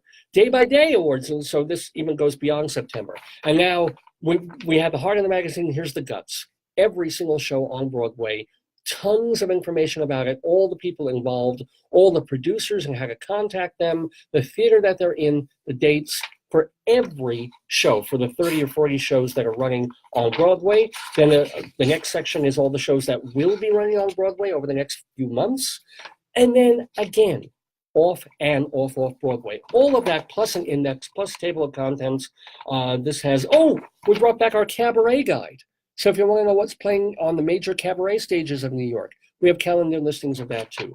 So much and much more in Performing Arts Insider 21 times a year. You want to find out more, go to performingartsinsider.com, performingartsinsider.com. I'm not going to lie to you, it's an expensive publication, but the people who buy it, they renew, subscribe over and over again. It's the only place that can get all this incredible Broadway information. It's Performing Arts Insider. And by the way, thank you also to the Performing Arts Insider parent company, Total Theater, for doing the wonderful website totaltheater.com, which has tons of free reviews from New York and all over America and all over the world, totaltheater.com. Okay, let's get back to our Inside Broadway segment about the theater as we come upon the 10:30 mark here, Mountain Time. What else do I have to tell you? Well, I've got invariably now, it's like the second half of this segment is all sad news and farewells and obituaries. And these folks don't get the John McCain treatment where they're on 24/7 for 8 weeks until they put them in the ground. This is like, let's make sure to give these people credit. For example, Freddie's dead, as we say. Farewell to Fred Wayne, age 93, who died on Monday. He was already in assisted living.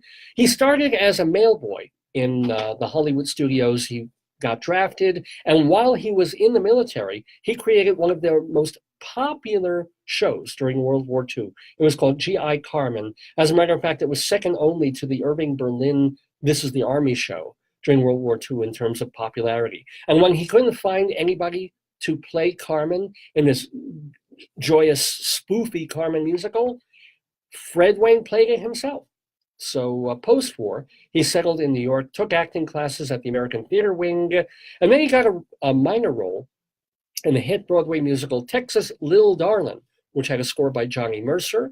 His other Broadway credit was a one-week flop comedy by Elmer Rice called Not for Children. And then Wayne went on to do some live TV during the 50s, theater in London and across America. But, you know, if you stay with it long enough, you find that niche. You find the one thing that you actually can make a living in, hopefully, and do. And his was Benjamin Franklin. He put together a one-man show about Ben Franklin, started doing it in various places, ended up doing it all across America, all across Europe. He was on TV specials doing the character. He was on a Bob Hope special playing Benjamin Franklin. So again, a man, you never heard of him, you never heard of Fred Wayne, probably, but he made his living in what we love, in the theater. So we bid him a fond farewell. Now, someone sort of not that connected to theater, but a pretty major name in dance passed away this week. Paul Taylor, born back in 1930, died a couple of days ago. I'm not a dance person. I really don't know enough about it.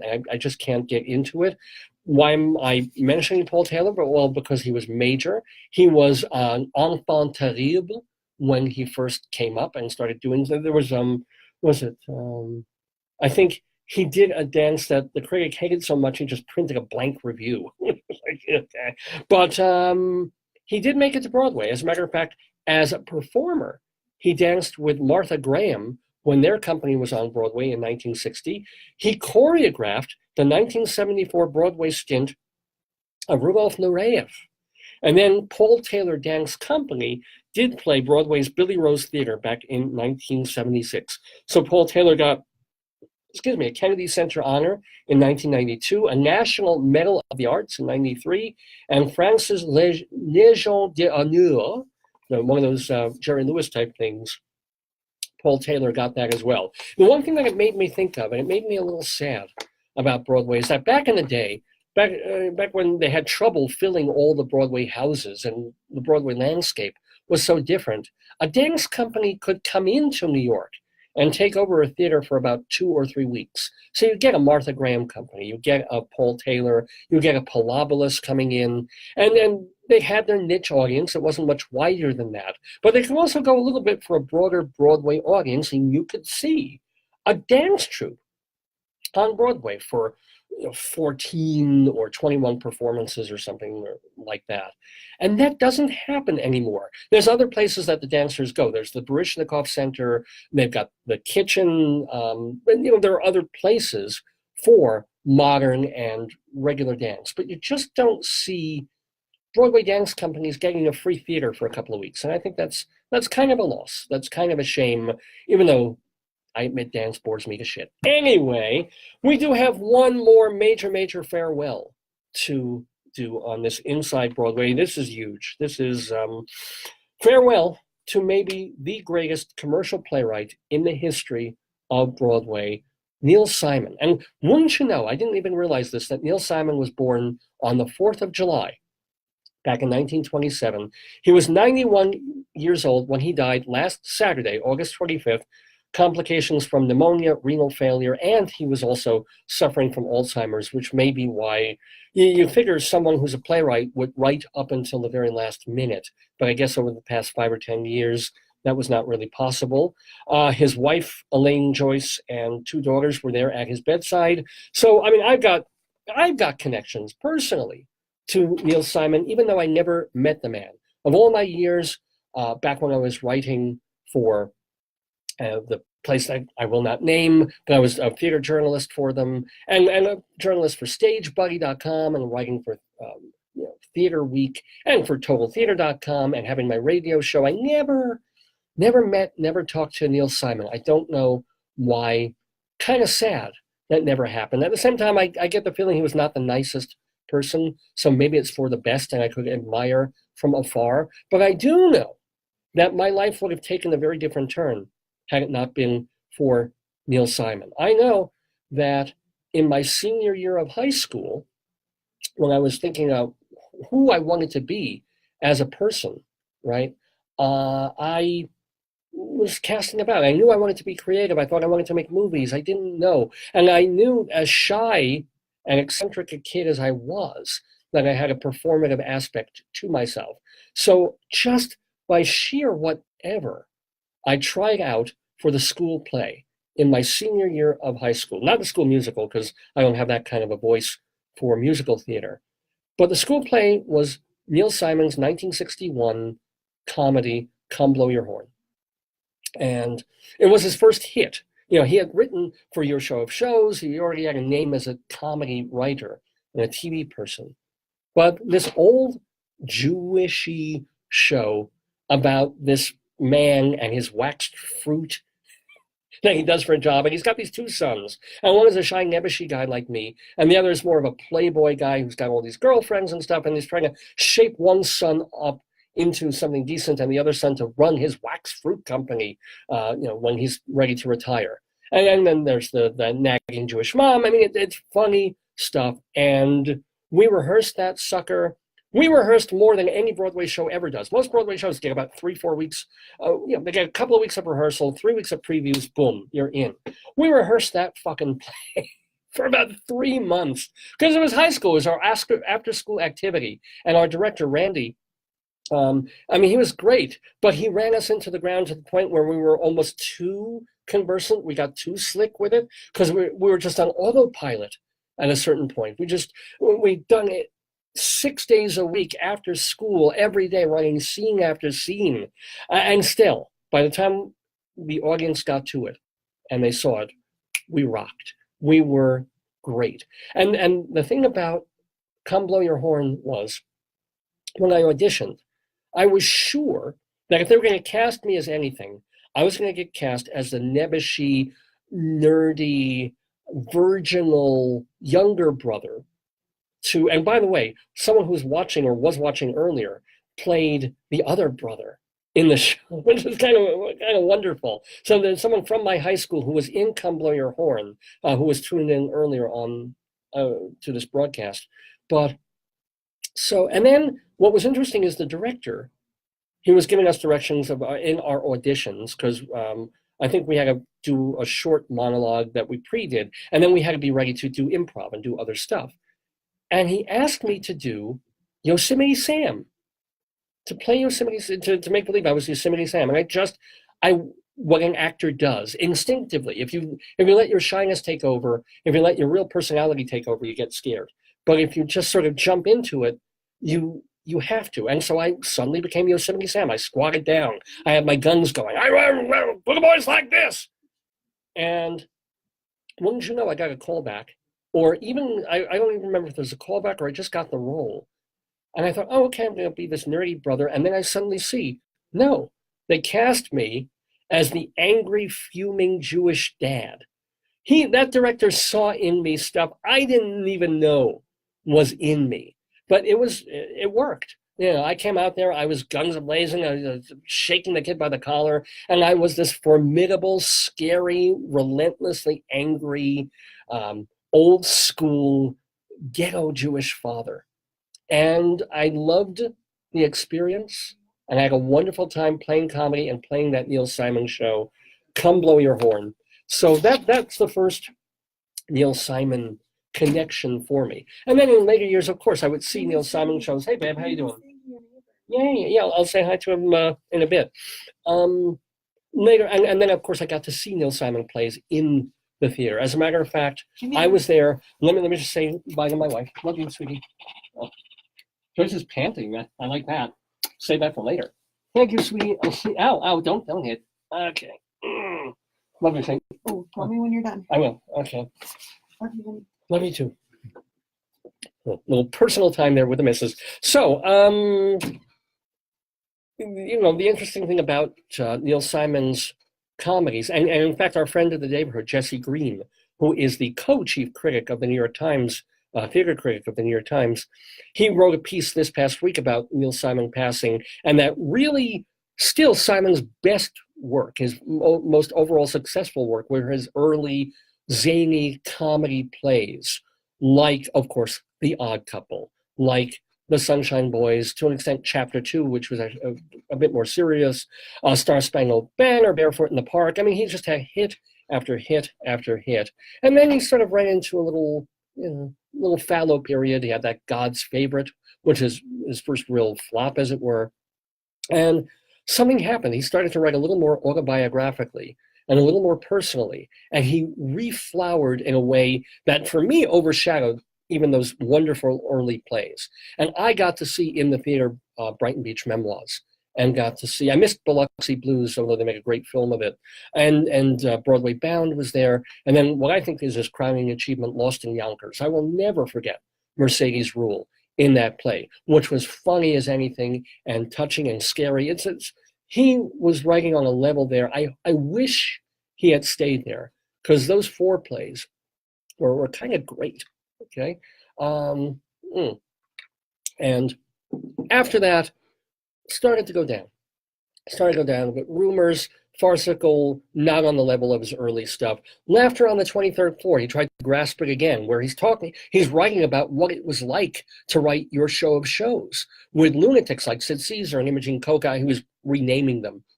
But what it meant to be in a writer's room of lunatics. But even that show was not bad, but I wish he'd written it 10 or 15 years earlier. It was already wasn't what it could have been. And then a lot of his later work was pretty negligible, unfortunately, in a lot of ways. But even so, if any other play, people denigrate Neil Simon. They look, that commercial boulevard playwright, he's a joke machine, it's sitcoms, and now everybody writes for TV sitcoms that way instead, and he started that, and nobody pays attention to. And people will probably come down on me for this. If Neil Simon was gay and wrote gay plays, then we would have him on TV like John McCain right now, because that you have to have certain topics now in the theater for anybody to pay attention.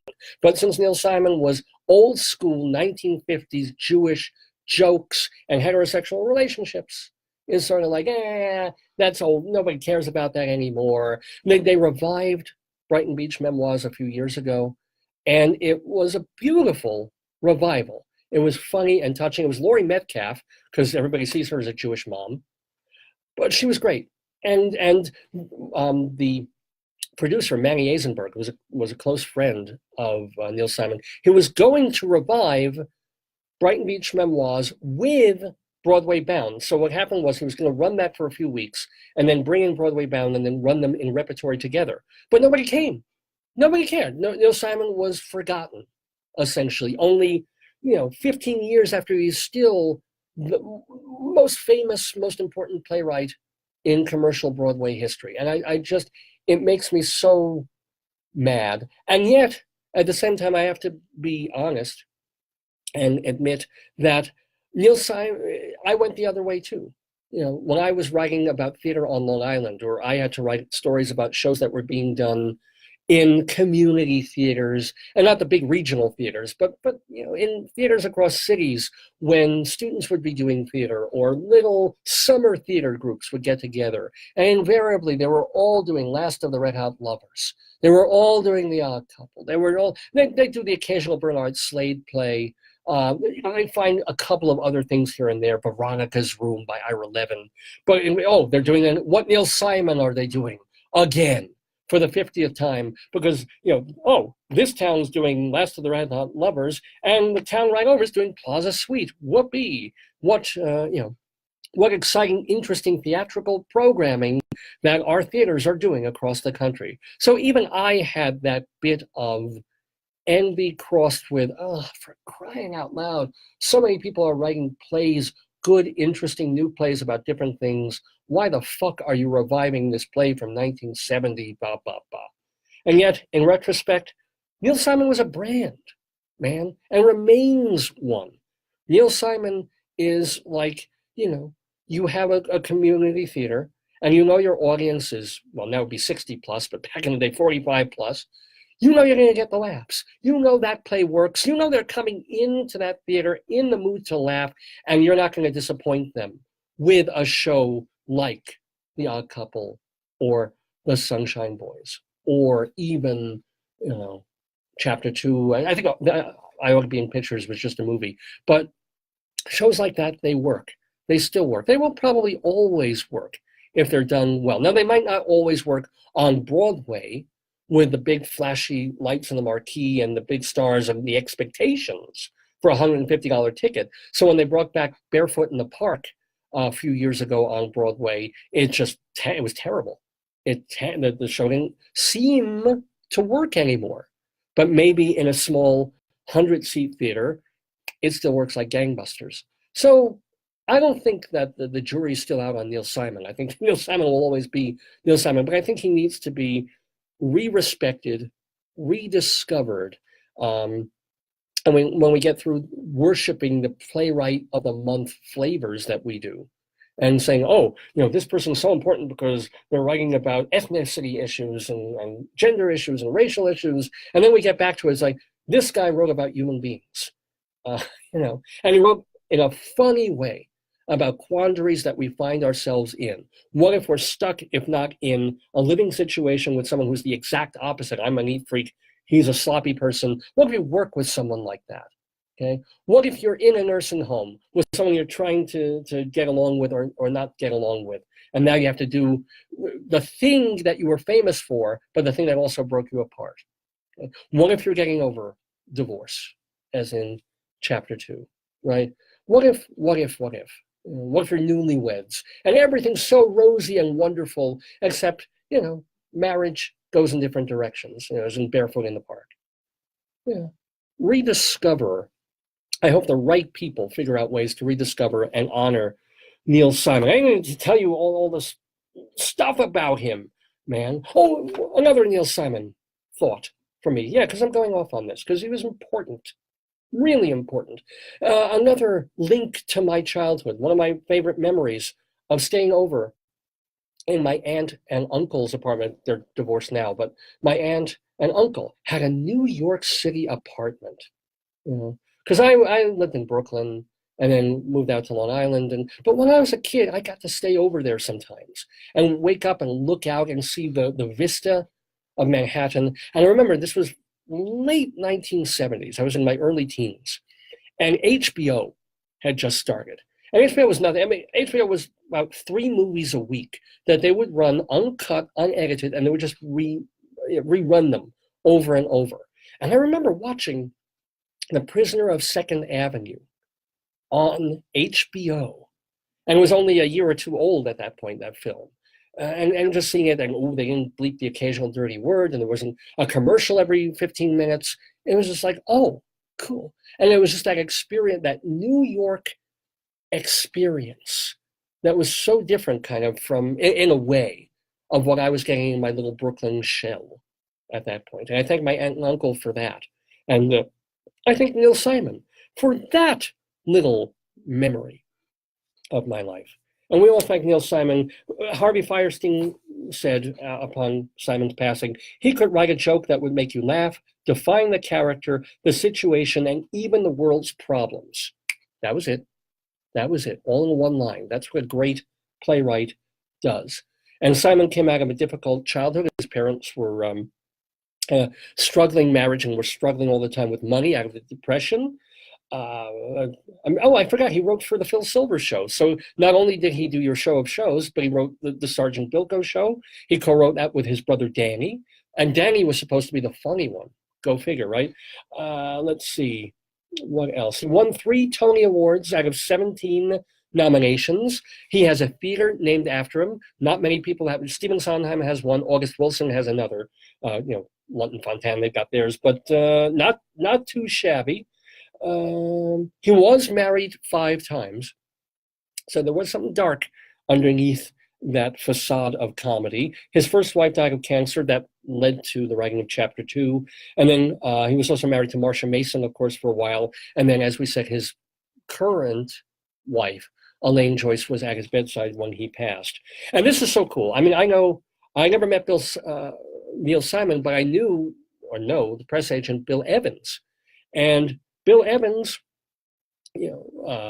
big friend of Neil Simon, helped PR a lot of his shows. They got along well. They were symbiotic. And in 2004, when Neil Simon needed a new kidney, Bill Evans gave him one. And that bought him another 14 years. I mean, I don't know how many of those he was dealing with Alzheimer's and other things, but that is a solid, man. To do that for a playwright friend, considering what, the relationship that playwrights have with critics and sometimes press agents, to go that distance for a playwright is a pretty cool thing. Let's see, what else can I tell you? Oh my God, I didn't even mention the musicals. Neil Simon's known as a playwright, but he had a hand in hit musicals too, like They're Playing Our Song, the show that our friend Robert Klein was in many years ago. He also co-wrote Promises, Promises, and I didn't know this. He was a show doctor on a chorus line. If you go on the chat rooms for Broadway, you can see them bantering back and forth and saying, well, what line is obviously a Neil Simon line there? And they start arguing about, well, this one definitely, that had to be Neil Simon. He had to put that line in there. He fixed this, he changed that. So, I mean, even in ways we don't know about, Doc Simon was the man. And he wasn't called Doc because he doctored scripts. He was called Doc back as a teenager because he was an owlish little fellow with these glasses. So they make fun of him that he looked like a doctor. He also wrote the movies Murder by Death and The Goodbye Girl, which was adapted, of course, into the Broadway musical The Goodbye Girl, which was, if you read Michael Riedel's column in the New York Post from a day or two ago, that was the one that really broke his heart the most as a playwright. That was the flop that just hurt him and made him almost stop writing, because all the elements should have been there. You had Martin Short, you had Bernadette Peters, you had a hit film that people loved, and yet it just did not. I saw The Goodbye Girl. It did not come together, and I love Martin Short. So yeah, that hurt him. And it wasn't his only flop, but that was the one that really got to Neil Simon. But anyway, again, he's his last major work was Rose's Dilemma. It was an off-Broadway play that he did, and Mary Tyler Moore, we remember this, she was supposed to star in it, and she was having issues remembering the lines, and it was taking a little heavy into the rehearsal and almost preview process where she wasn't getting her lines down. And Neil Simon wrote her like this public almost letter castigating her and telling her, learn your lines, and she quit. She's like, I don't know. She's Mary Tyler Moore. She doesn't need to take this. And she'd probably give her another week or two, or maybe an earpiece like some of these other actors used. She would have been fine. But instead, they recast the show, and it wasn't a hit anyway off Broadway. So, you take the good and the bad with people. And maybe Mary Tyler Moore's payback to Neil Simon was that he got Alzheimer's and couldn't remember anything in the last stages of his life, perhaps. But we remember his greatness. We remember the laughs. We remember the amazing moments from The Odd Couple and The Odd Couple TV show, which wouldn't have existed without his original play. Neil Simon, a big farewell. And so to bid him farewell, we've got our friend of the Daverhood, Jill O'Hara. She was in the original 1968 Broadway cast of Promises, Promises, co-written by Neil Simon, and her song, Whoever You Are.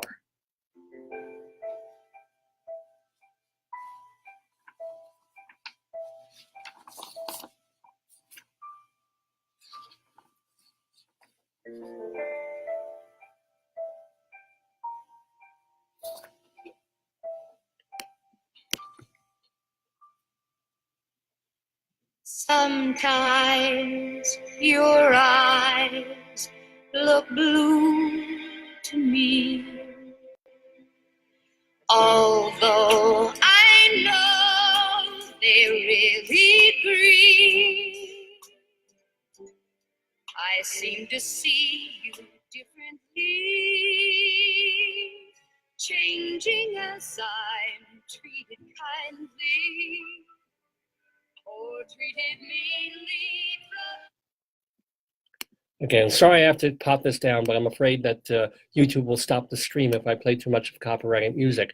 But what we can hear now, as we lighten the mood a little bit, with Rabbi Sol Solomon interviewing screenwriter Carl Gottlieb. Hi, this is Carl Gottlieb, screenwriter and author. I'm talking to Rabbi Sol Solomon on Dave's Gone By on UNC Radio.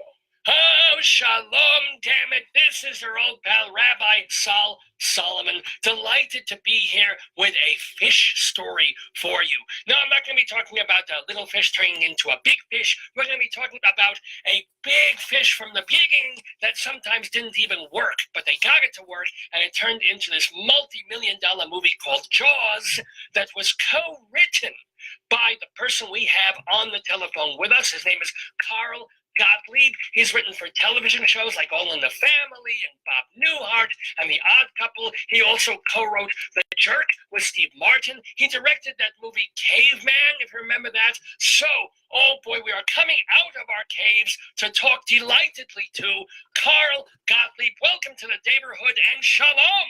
Shalom, shalom. We should be talking. It is Basherzing. It's lovely to talk to you. So, it's scary to ask an author because they don't necessarily want to say, but what are you working on right now? Funny you should ask. I just finished a screenplay. It's a musical about vaudeville in 1916 in Australia, about a couple of landsmen from Brooklyn who stowed away on a ship to get work in vaudeville in the British Empire back in the days of the First World War, before America was in the war. And they were taken off the ship in chains in Auckland, New Zealand, because the skipper of the boat on which they stowed away thought they were German spies, when in fact they were Hebrews from New York, as the newspapers of the day referred to them. And of course, the Jewish community of Auckland found them a couple of smart lawyers. They played the piano in the courtroom and convinced the judge they weren't spies, but stowaways looking for work. He allowed them to take a job in local vaudeville, where they killed for the next 2 years, billed as the Stowaways, and that's the name of the musical. Sounds like it should be fun, so if there's any producers out there with checkbooks, contact the rabbi, we'll put us in touch. Well, man, here's the deal. You've written this just because you wanted to. It was not a commission. You're not hired by a studio. You just got intrigued by this true story and wanted to write the screenplay? Yes, my ex-wife, with whom I'm still partners and friends, it was her Uncle Lou who was the songwriter, and he's the guy who wrote Are You Lonesome Tonight, the Elvis Presley hit. Oh, my God. That was written back in 1922 after his experiences down under. This is more and more amazing as I hear about it. By the way, what happened? They killed, you said, for like 2 years in vaudeville. Did something go bad after that? No, the whole time that they were in Australia, people kept saying, when are you Yanks coming into the war? Because the Aussies have been fighting since 1914. The Anzacs suffered terrible casualties at Gallipoli, and, everybody was looking to America. And Uncle Lou said, look, if America joins the war, I'm going to join the army and protect my family. And sure enough, in 1917, America entered the war, and Lou gave up the beautiful girl with whom he was accompanying and his partner, and signed up for the draft, joined the army, trained as a machine gunner. This is kind of an epilogue. Yeah. And then found himself assigned to Camp Upton, Long Island, where Sergeant Irving Berlin was putting together a soldier show. Oh, my God. Uncle Lou was a songwriter and a piano player, so he got the job as being piano player for Irving Berlin. He liked his songs and urged him to keep writing and publish. And in 1922, he wrote Are You Lonesome Tonight? Well, so he had a wonderful life ahead of him. What about the other guy? We never heard from him again. He was Dutch. He went back to Holland and never turned up in the press again. Speaking of the Judaism aspect, I'm going to ask, how were you raised? Your name is Gottlieb. I assume you are a member of the tribe, as you said, is Beshert. So were you Orthodox, Conservadox, Middle Dox, No Dox, what? So, practicing atheist, actually. 3 generations of my family declined their Jewish heritage, partly because of the pogroms in Kishinev, where some of my people were from, and others because they were just, opportunists, and never missed an opportunity to pass as Christian. So I was raised essentially with no functioning religion. Although I was in the Jewish neighborhood in Washington Heights in New York, where a lot of Jewish refugees settled right after the World War II, among them Henry Kissinger. Oh. But that was when it was called Frankfurt on the Hudson, because a lot of Ashkenazi German Jews settled there when those who survived could come over. And my sister married an observant Jew and broke with family tradition for the first time in 3 generations. Jewish mother, raised 4 kids kosher, all the kids keep kosher, and the only time I ever have real kosher food is when I go to my sister's house. So also you mentioned that you have an ex-wife, but are you married again? Did you have children? No, didn't have children, didn't have an opportunity to raise them in the church. My cousin is quite, with whom I share, my father and my uncle were brothers who were both baptized in Europe and weren't told that they were Jewish until they came to America. They didn't even know. They went to Boy Scout camp as Christians, they went to Christian schools, and then they came to America, and the dad said, "Oh, by the way, you're Jewish." So it came as a surprise to them, too. As my accountant once said when I was protesting, I would say, "No, I'm not really Jewish. Technically I'm Jewish because my mother and her mother and her mother, they were Jewish." So my accountant cut right through it. He said, "All right, Hitler walks through the door, sees you. Does he kill you or not?" I had to reluctant to it, but I suppose he'd kill me. Yeah, he would definitely, He would torture me first and then kill me. You would just kill. So you pass a little bit more than I do, I have to say. But Carl Gottlieb, you're known, of course, as a writer, and you've done some directing as well, but you were performing. As a matter of fact, weren't you part, before anything else, when you went west, to the West Coast, you were on the committee back then. Can you tell us a little about that? Oh, well, that was my favorite creative experience of all time to this day. I got out of the Army. My friend had already gotten a job as an actor in the company. They needed a stage manager. I got released from military service. I went to San Francisco in 1963. The company had no stage manager. They were working their own lights, and they needed a stage manager. So I became that stage manager, and then a year or 2 later, I became an actor in the company, and then as an actor, we did very well, and then the company put together a touring show that opened in Los Angeles, where we played successfully for a couple of years, and that's where Tommy Smothers saw me on stage and was looking for new writers for his summer replacement television show, his Summer Brothers Smothers show. Yeah. He hired me and Rob Reiner and Steve Martin and Bob Einstein and Lorenzo Music and a guy named Paul Wayne and all kinds of young writers. We all were getting our first break in professional comedy writing. But then we were picked up after the Glenn Campbell show to do the Smothers Brothers primetime show where we won an Emmy. Well, all right, let's roll it back a little bit, because these are the bones of your autobiography or your biography. Let's flesh them in a little bit. So when you were on the committee, what was your favorite skit that you were in or that you came up with? Well, there's 2. One where I was a sportscaster. Howard Hessman and I were 2 sportscasters, presumably in a booth overlooking the jungle, and we would call a play-by-play of the American involvement in Vietnam. And I think I still remember the opening monologue because it was such a torrent of words. It's, hi there, we're high on a hill overlooking a ridge where the 101st Airborne Division tangles for the first time with North Vietnam's crack 7th Regiment. Here comes the HU-1B helicopters of the 101st Airborne settling down. They're laying down a nice base of fire as they hit the ground, and here comes the Vietnamese. They're answering back. Landing so red. And then Red would say, well, you can tell they're up for this one. Both teams, it's high up, undefeated, untied so far this season. Tell the Americans are excited they're firing long before they've actually seen anybody. And, That's very, no, I mean, did you write that sketch, or was it? No, I co-wrote it with Howard Hessman. You wrote it with Howard Hessman? Yeah. And then in that same edition of the show, we did a version of that. You can still find it on YouTube. It's very prescient. Remember, this was 50 years ago. Sure.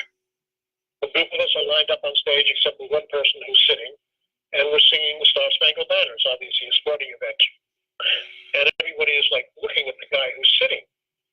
And at first, they kind of tap him politely and remind him that we're singing the Star Spangled Banner. Then they tap him more aggressively. Then they just start shaking him by the shoulders, say, "Hey, and by the time we get to the land of the free, home of the brave, we've knocked him out of his chair and kicked him to death." Whoa. That's rather hilarious, right? I mean, certainly, as you said, it's prescient. Who knew that 50 years later, Donald Trump and the NFL would be fighting over the same thing? But wow. Exactly. Yeah, and we've been closing. We use that piece to close the show for decades. Was it funny? I mean, it just sounds really dark. No, it's funny, but the group of performers on stage with our finale. So first of all, the audience was pleased because here's the whole cast on stage for what looks like a musical number. Then we start singing a Star Spangled Banner, and occasionally people in the audience would get up, and then they would notice the guy who was sitting, and the ways that we tried to get his attention were comical, and then insistent, and then angry, and then we kind of crossed the line into mob rage. And so Tommy Smothers saw sketches like this that you guys were doing in the committee, and he said, "Oh my God, I can put this on CBS TV," right? So I've got to know all these stories about the Smothers Brothers and fighting the censors. So do you have stories, A, about the writer's room of those people that you mentioned who wrote for the show, and also, when you come in and you work and be so proud of a sketch, and then they come back and say, "No, CBS won't, they can't, no." Yeah, we had that. It was a constant tension between the creative staff and Tommy and what the network used to call program practices, which is essentially the censor. Mason Williams did a piece about it. Did Tommy Smothers take most of the flack from CBS Brass, or did you ever get involved in any of the fights and the arguments? The writers were largely insulated from the struggles with the censors. We just would write the sketches, and occasionally we'd throw in some red herrings in the script, some blatantly offensive material, in hopes that the censor would mark that with their pencil and then ignore the joke that we really wanted, which was further down the page. And did that work? Occasionally it would work, but eventually they caught on to that. And then later, as the back and forth about program content escalated, CBS and Tommy, it got to be personal between them until they finally canceled the show. Yeah. And then we won the Emmy for Best Comedy Musical Variety for that season. If only the head of CBS had been Les Moonves, and then anything would have gone. I'm kidding. Yeah. So was that devastating? Because you were on basically a very talked about hit show. Writers and actors and comedy people tend to be unemployed the moment they're not working. Were you scared after that, or did you go right to something else? Well, most of us were, young and talented and enthusiastic, and we were used to being out of work and then employed, then unemployed, then employed again. Interestingly enough, because CBS had gotten so outraged that when they canceled the show, we had already been picked up for a fourth season. Somebody prevailed on corporate mercy and said, "Look, we've picked up the contracts of all these writers. They're guaranteed 13 episodes in the fall, and you've canceled the show. Who's gonna make good?" Everybody's agent was asking the same question. So, as a gesture, CBS agreed to pay the contractual obligations for the show that they canceled, and they would recoup that if they won the lawsuit. But they didn't. They lost. But in the meantime, while we were looking for work, we had 13 episodes worth of income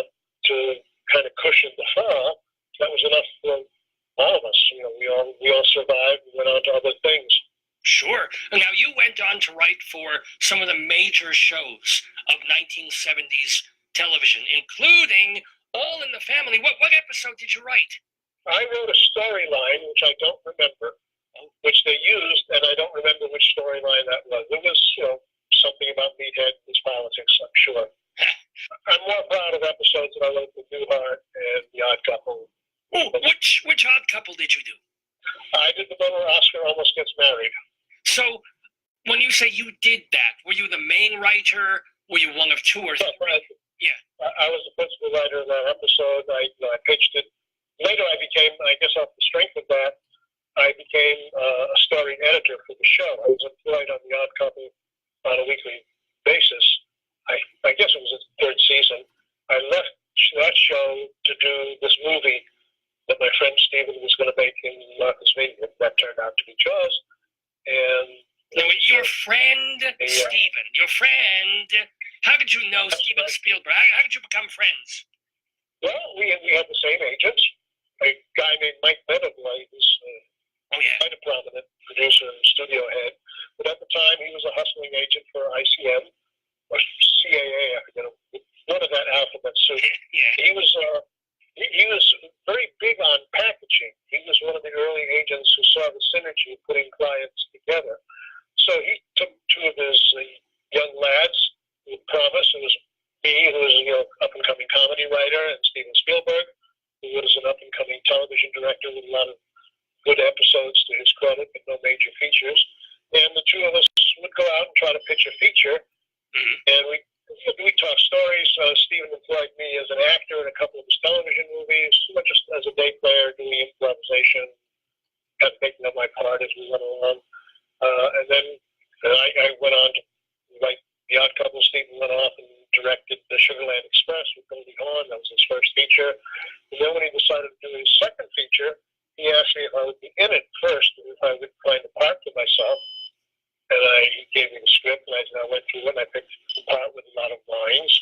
That was part of Harry Meadows, the publisher of the Ebony Gazette town newspaper, who was a co-conspirator covering up the shark attack. So I was employed first as a writer, and then he sent me a copy of the script with a note on the cover saying, "Eviscerate it." So I wrote a long critical memo. I made some mistaken assumptions, and I made one what do you mean? assumption. I said in my memo, I said, "Oh, come on, do we have to have the teenager who goes swimming nude at the beginning get killed? That's such a horror movie cliche. When you have sex, you die."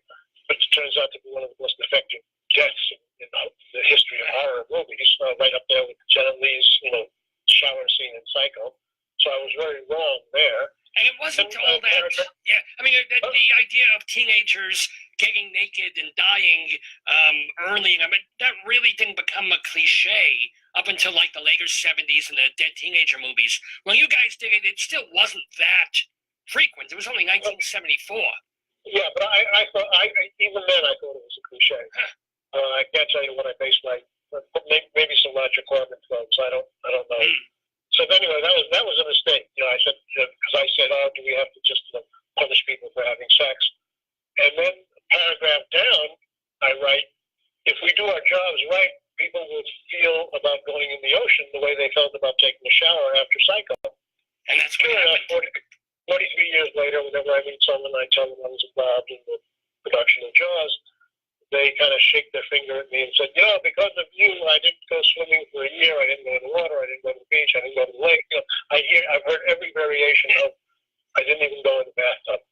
Once you got, because you didn't do the first draft of the script of adapting the Peter Benchley book, but what did you change and suggest and take away? There was like a love triangle that you said, "Oh no, let's not do this."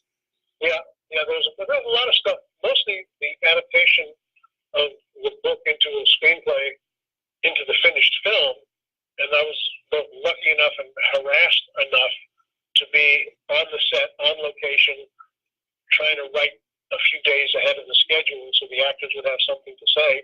We discovered very early on that a lot of the stuff that was in the script that had been in the novel was either superfluous or contrary to the on-screen nature of the actors who were portraying the character. I mean, Hooper cuckolding Brody with the police chief's wife. It was like when you saw them on camera, you said, no, that would never happen. I mean, we wouldn't like him for it. We've cast the wrong actor. It just doesn't play. There's actually in the script the first week of shooting, we hadn't gotten to any of the scenes yet, but that was kind of a holdover from the days when the studio's idea of Hooper was Jan Michael Vincent. You know, as opposed to Richard Dreyfuss and Roy Scheider. Yeah. So we thought, well, you know, they're alone in the boat, they're at sea, they're fighting the shark. Maybe if that sexual tension was there between the police chief and the young oceanographer. And then we said, nah, we don't, boy, do we not need that. We got plenty of other fish to fry. Literally. So it is rather famous that one of the things that Spielberg was most worried about was the mechanical workings of the shark itself. I mean, was there real panic on the set at some point when, for like the fifth time, the thing wouldn't move? Well, it wasn't panic so much as it was, you know, a deep sense of resignation and what are we going to do until they get the shark working. Because nobody doubted that they would get it working. I mean, it was well designed. It had never been tested in salt water. That was one of the problems. And it was very high maintenance actor, you know, much more than any of the others in the show. For everybody else, it became like a job. You know, it was like, okay, you got to go to work. Is the shark working? No. All right, we're going to have to shoot some dialogue. Is that scene in the house at dinner working? Yes. And then we also said, Steve and I were both familiar with a great old 50s horror movie called The Thing. That was a Corman, you don't see The Thing until like 2/3 of the way through the movie. Yeah. So we said, okay, let's do that. Let's show how horrible the shark is without showing the shark. So you got that incredible death scene at the top of the movie. You got the two guys, you know, on the dock almost being towed out and eaten, and they escape. The fishermen actually biting somebody in the lagoon and at the beach, and those deaths occur for the most part off camera. You know, all the more scary and terrible because of that. In effect, it was kind of a blessing that we didn't have a shark to show, because Stephen had to use every cinematic trick in the book, plus a few that he invented or utilized for the movie to keep it interesting. And the rest is literally cinema history. Can I ask, you know, you were friends with Spielberg, you worked on that movie. Did you work on any other films with Steven Spielberg? Sadly, no. We finished that picture, and he was immediately immersed in writing Close Encounters. While he was doing that, I was anxious to get my comedy chops back, or my comedy cred, because Jaws was horrible. Sure. I was lucky enough to do a movie, another rewrite, this time for Richard Pryor, a movie he did called Which Way Is Up, where he played a farm worker. It was based on an Italian socialist movie called The Seduction of Mimi. Well, by Lina Bertmuller, of course, yeah. So it was Richard Pryor remade the Lina Bertmuller film with himself as Mimi, the laborer who's caught up in this problem. Well, do you have any Richard Pryor memories or anecdotes?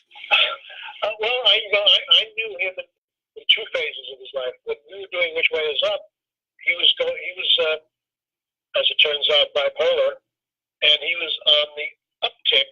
He was dating an actress named Pam Grier, wonderful actress. Foxy Brown, she was Jackie Brown with Quentin Tarantino. Right. She was a wonderful actress. She did her share of exploitation, women in cages movies. But as have I. As a couple, they were clean and sober, and we went off to Barbados. Richard rented a house for us to write in, and he and Pam would play tennis and jog, and I would make notes, and then they'd come back for dinner, and we'd talk about the script. It was an ideal way to write a movie. And we got the script finished, or rewritten, and then a director named Michael Schultz was aboard. We brought the script back and worked on the script, and there's three parts in the movie, and Richard said, I can do all three of those parts. So he did, and it was a very successful Richard Pryor film. Close Encounters started filming, and I was doing The Jerk with Steve Martin. Oh, well, and there we have a real classic comedy. It really launched Martin as a movie star. And how much writing was divided between Carl Reiner, you, and Steve Martin? Who did what? And Michael Elias. I'm sorry. Michael. Michael Elias, okay. Michael Elias and I were both performing comics and comedy writers. We both knew Steve from the stand-up days when we all worked in I was in the committee. Steve did nightclubs.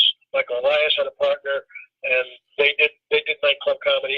And Michael Elias and his partner went on and created Head of the Class. Oh, yeah. The show that starred my friend Howard Hessman after Johnny Fever. So, it's a small world. But in any case, Steve got the writing assignment to write 3 movies for Paramount for himself to star in. Very forward-thinking executive named David Picker made that deal. And Steve asked me, I was again friends with a guy named Steven who had a budget for a movie. And he said, do you want to write it with me? And I said, sure. So we sat down and started writing and came up with nothing day after day. And after a week or so, had nothing. Steve Martin's manager said to us, make it about money. Everybody's interested in money. So we said, okay, we'll make it about money. And then another few days went by. And then we were sitting there. We had an office in the writers' building at Paramount. We'd come in every day, and there'd be a couple IBM Selectrics humming there, and pencils and paper. It was that era. And nothing would come. Then finally Steve said, there's a line in my act that always gets a big laugh. No matter if the act's going well or poorly, I can always count on this line as a slaver. I was born a poor black child. And we both laughed because it's an effective line, especially given Steve's onstage performance as the whitest guy in the world.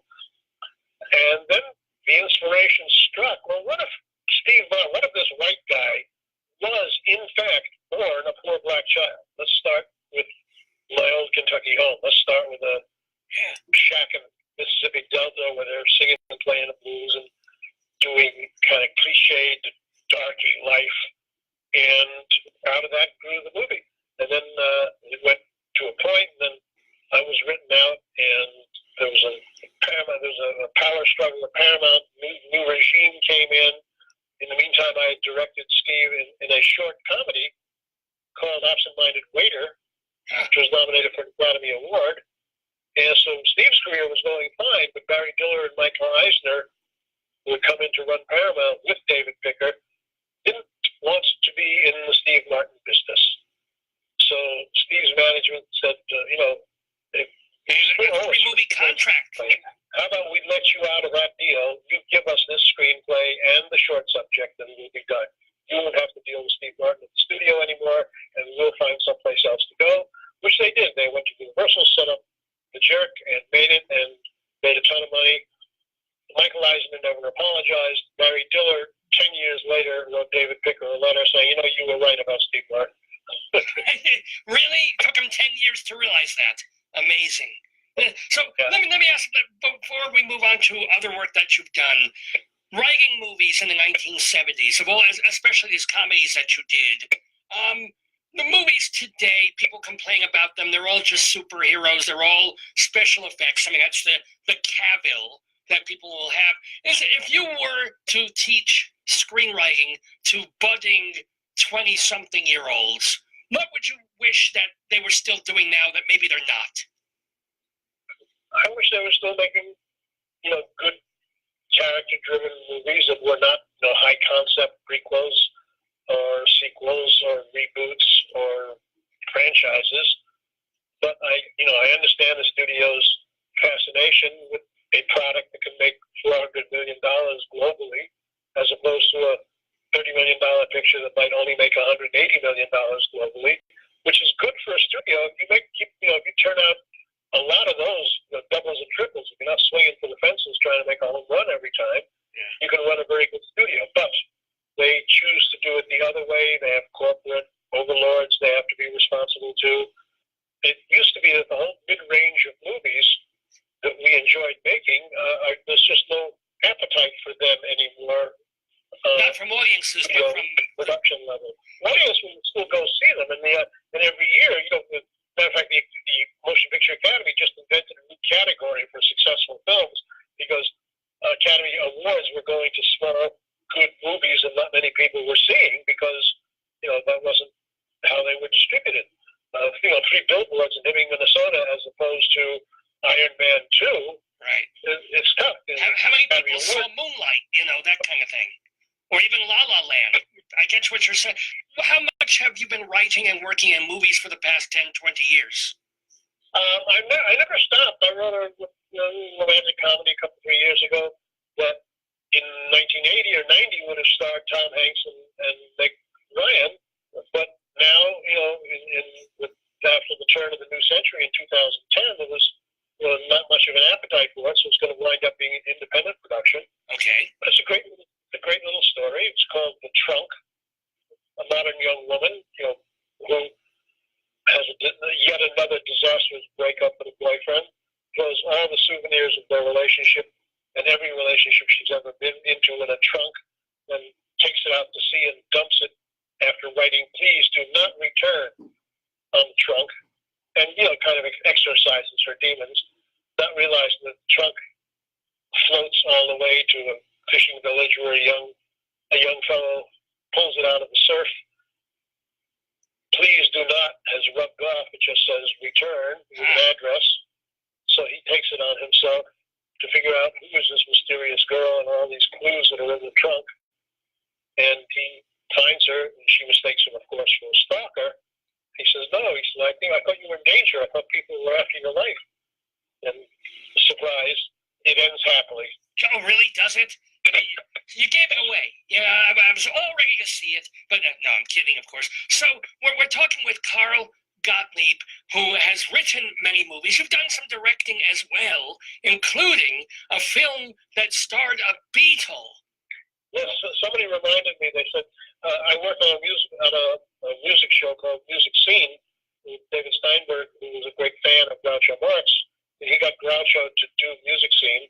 So Groucho was a guest on the show, and we got to write comedy for him. Yeah. And then I worked with Ringo Starr and Caveman, and somebody said, "Hey, you've worked with a Marx brother and a Beatle. What does that feel like?" Well, what does it feel like? Well, it certainly gives me a unique place in show business history. But the one that others occupy. There's other people who work with a Beatle and with a Marx brother. Well, were you a Beatles fan? Did it mean anything to you that 1/4 of the most important, famous pop band in the world was in your movie, the movie that you directed, Caveman? Or was he just, I kind of like the beat? He was just an actor for you? For me, he was an actor. I mean, we needed somebody kind of small and nebbishy to play the lead. Oh, I could do that. And you and Dudley Moore and Ringo Starr were the contenders. Dudley Moore was busy, and Ringo Starr was happy to do a lead. And it was a wonderful cast. He was opposite Dennis Quaid, Barbara Bach, who was a former Bond girl. She played the bad girl. And the good girl was played by Shelley Long before Cheers. It was quite a company. And John Matuzak, great football player, played the Nemesis. And Jack Gilford was in it, too. Oh, Jack Gilford. Do you have any Jack Gilford stories? Jack and Madeline were on location with us in Mexico. And we were shooting at Churubusco Studios. It was Passover. So Madeline had a blacklisted Haggadah left over from Jack's radio days in New York, when he was very successful, but got blacklisted and had to, couldn't work for a number of years. So they had a family Seder using the socialist Haggadah, and there we were in a Jewish center somewhere in Polanco, which is the Jewish suburb of Mexico City. And the whole company was there, including, such prominent Jews as Dennis Quaid and linebacker for the Oakland Raiders, John Matuzak. Well, you could call him for that night John Matusakowitz, and then it would be okay. Let me ask, I remember Caveman. I haven't seen it in many years. I don't think it was quite a hit. Are there movies that you kind of wish the critics liked more or more audiences went to, that you feel if people check them out now on Netflix or wherever, they hold up better than we think they might have? Well, some do, some don't. Current tastes in movies are so warped. I mean, I've had a lot of conversations with Rob Reiner that I worked with in the old days. And Rob said, if I wanted to make A Few Good Men now, with Jack Nicholson and Tom Cruise, I couldn't get a green light for that movie. They'd say it was a courtroom drama, too talky. Next. So when we talk about the changing appetite for movies, there you are. I mean, I have favorite films that are either underrepresented or misunderstood, but over time, people realize that they're good. They're good movies, and sometimes they find an audience. But sometimes you just have to grab people by the arm and take them to a revival house to see a screening of Harry Met Sally, or A Few Good Men, for that matter. So a lot of great films in the 70s and 80s. What is your favorite movie of all time? I have like a Desert Island 10, the 10 movies on with me. I don't know if I can go through all of them, but a couple. Two Westerns, The Wild Bunch and Magnificent Seven. Casablanca, of course. It's a Wonderful Life. The General with Buster Keaton, wonderful Civil War silent comedy. My favorite black and white of the studio era was a movie called Prisoner of Zenda with Ronald Colman, David Niven, Douglas Fairbanks Jr., Madeline Carroll, Mary Astor. A wonderful film.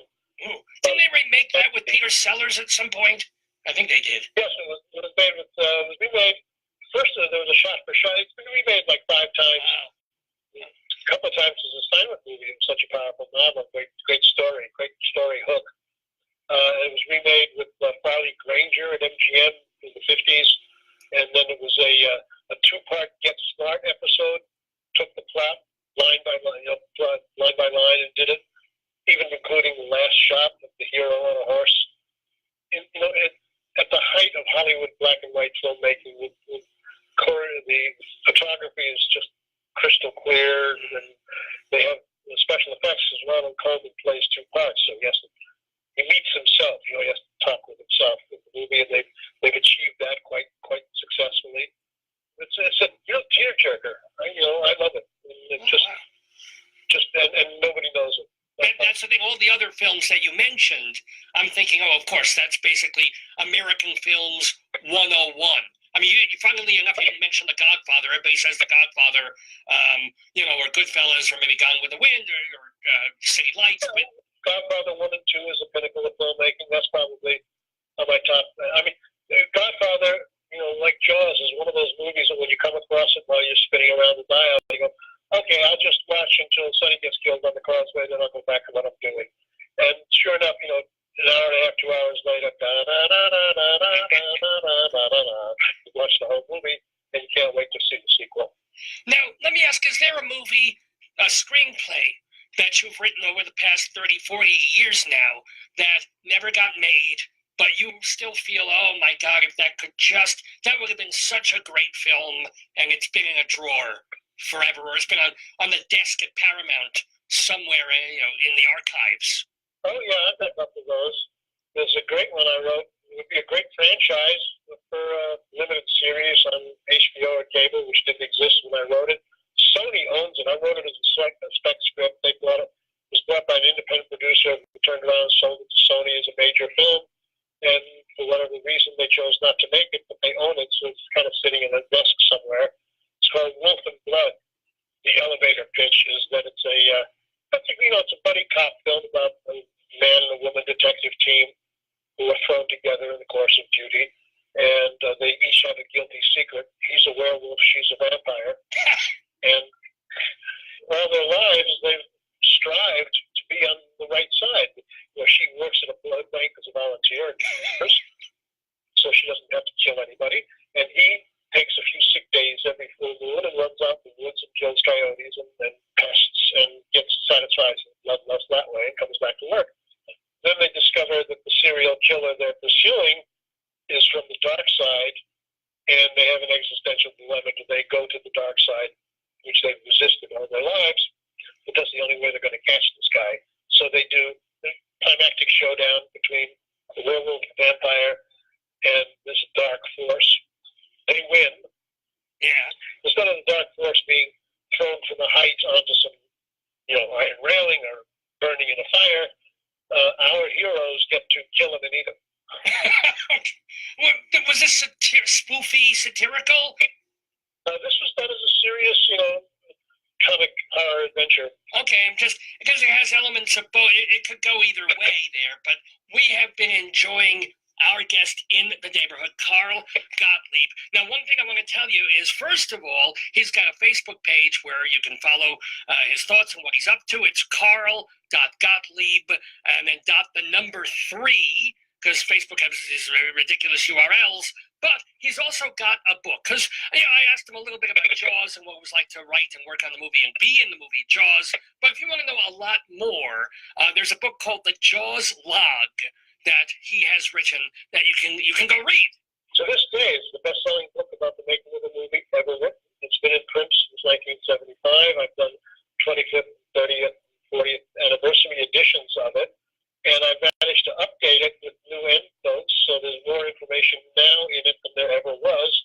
So for any Jaws-related questions, go get the Jaws Log wherever books are sold.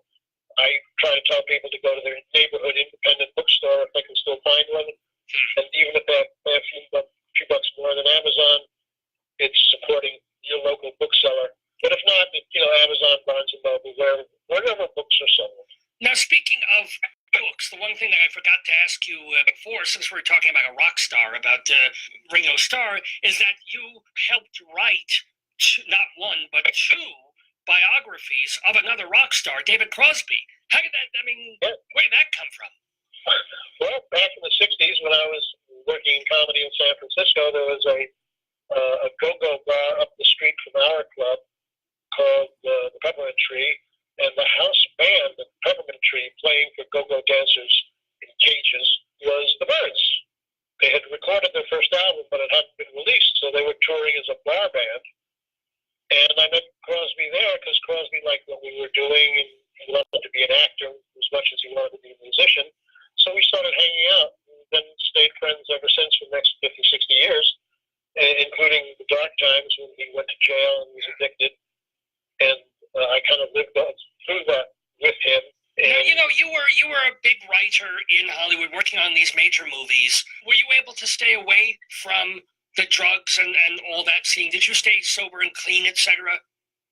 Yeah, well, I don't want to overstate my sobriety, but because we all did stuff. But I am what is known in 12-step circles as a normie. I can take it or leave it. So when everybody was getting high, I got high along with everybody else. If illicit substances to be had, I partook. I don't hide that. But at the same time, when I didn't want, if I didn't want to do it, I didn't. So I was never addicted. It was never a problem. So I was able to keep a clear head when Crosby was plummeting downhill and out of control. And there was no way to help him to say, David, stop. David, you're going to kill yourself. There's just no way to shake them out of it. There was a fabulous attempt at intervention where Jackson Brown, out of his own pocket, financed a private plane to fly David down to a rehab center in Southern California. A bunch of us gathered at his house in Mill Valley and ambushed him the way you do with an intervention, while his friends tried to tell him to stop. And he said, okay, I'm going, and he stalled unpacking his bag and stalled. There was no commercial flights available. And he get us to the place where he was booked. Had a room waiting for him at the rehab center. Jackson Brown paid for a private plane to fly him down. He checked himself in. His wife went with him. There was a condition that they go through rehab together. And 2 days later, they checked out and hitchhiked back to San Francisco, and it took a jail sentence to get David to clean up later. Go figure, that was the best thing that ever happened to him. And you wrote the first book with Crosby, and then the sequel, like after he cleaned up and had all the horrible things, and then he did another book with him. Yeah. Yeah, the first book I lived through all the down periods. I went to visit him in Texas. I'm familiar with Huntsville, Texas, which is the prison capital of Texas, where David did this time. And then when he got out, clean and sober, married Jan, managed to get herself, with the help of family, sober. They were happily together. Then came as everybody was saying, David, you should write a book. And he asked me would I write it with him. So I said, well, I'm not going to do as told to or with, just let's have equal billing because we're both going to write the book together. So we did, and sold it to Doubleday. In 1988, there was a writer's strike. So although I was co-chair of the negotiating committee, I also lost my job at Universal where I was under contract. So I had plenty of time to work on the book, which I did. I interviewed everybody significant in David's life and collaborated with him. And we wrote a book which is kind of a history of the music business, because David, and the Byrds and Crosby, Stills and Nash and Young was in the Hall of Fame with two different bands, and there's very few people who have that distinction.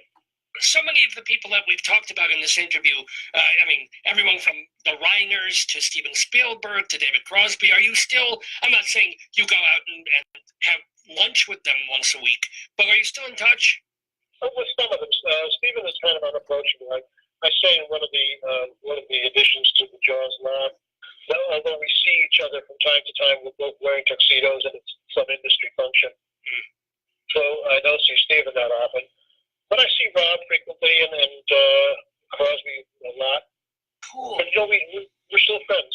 We wrote the second book because so much happened to Crosby after 1988 that it was worth another book.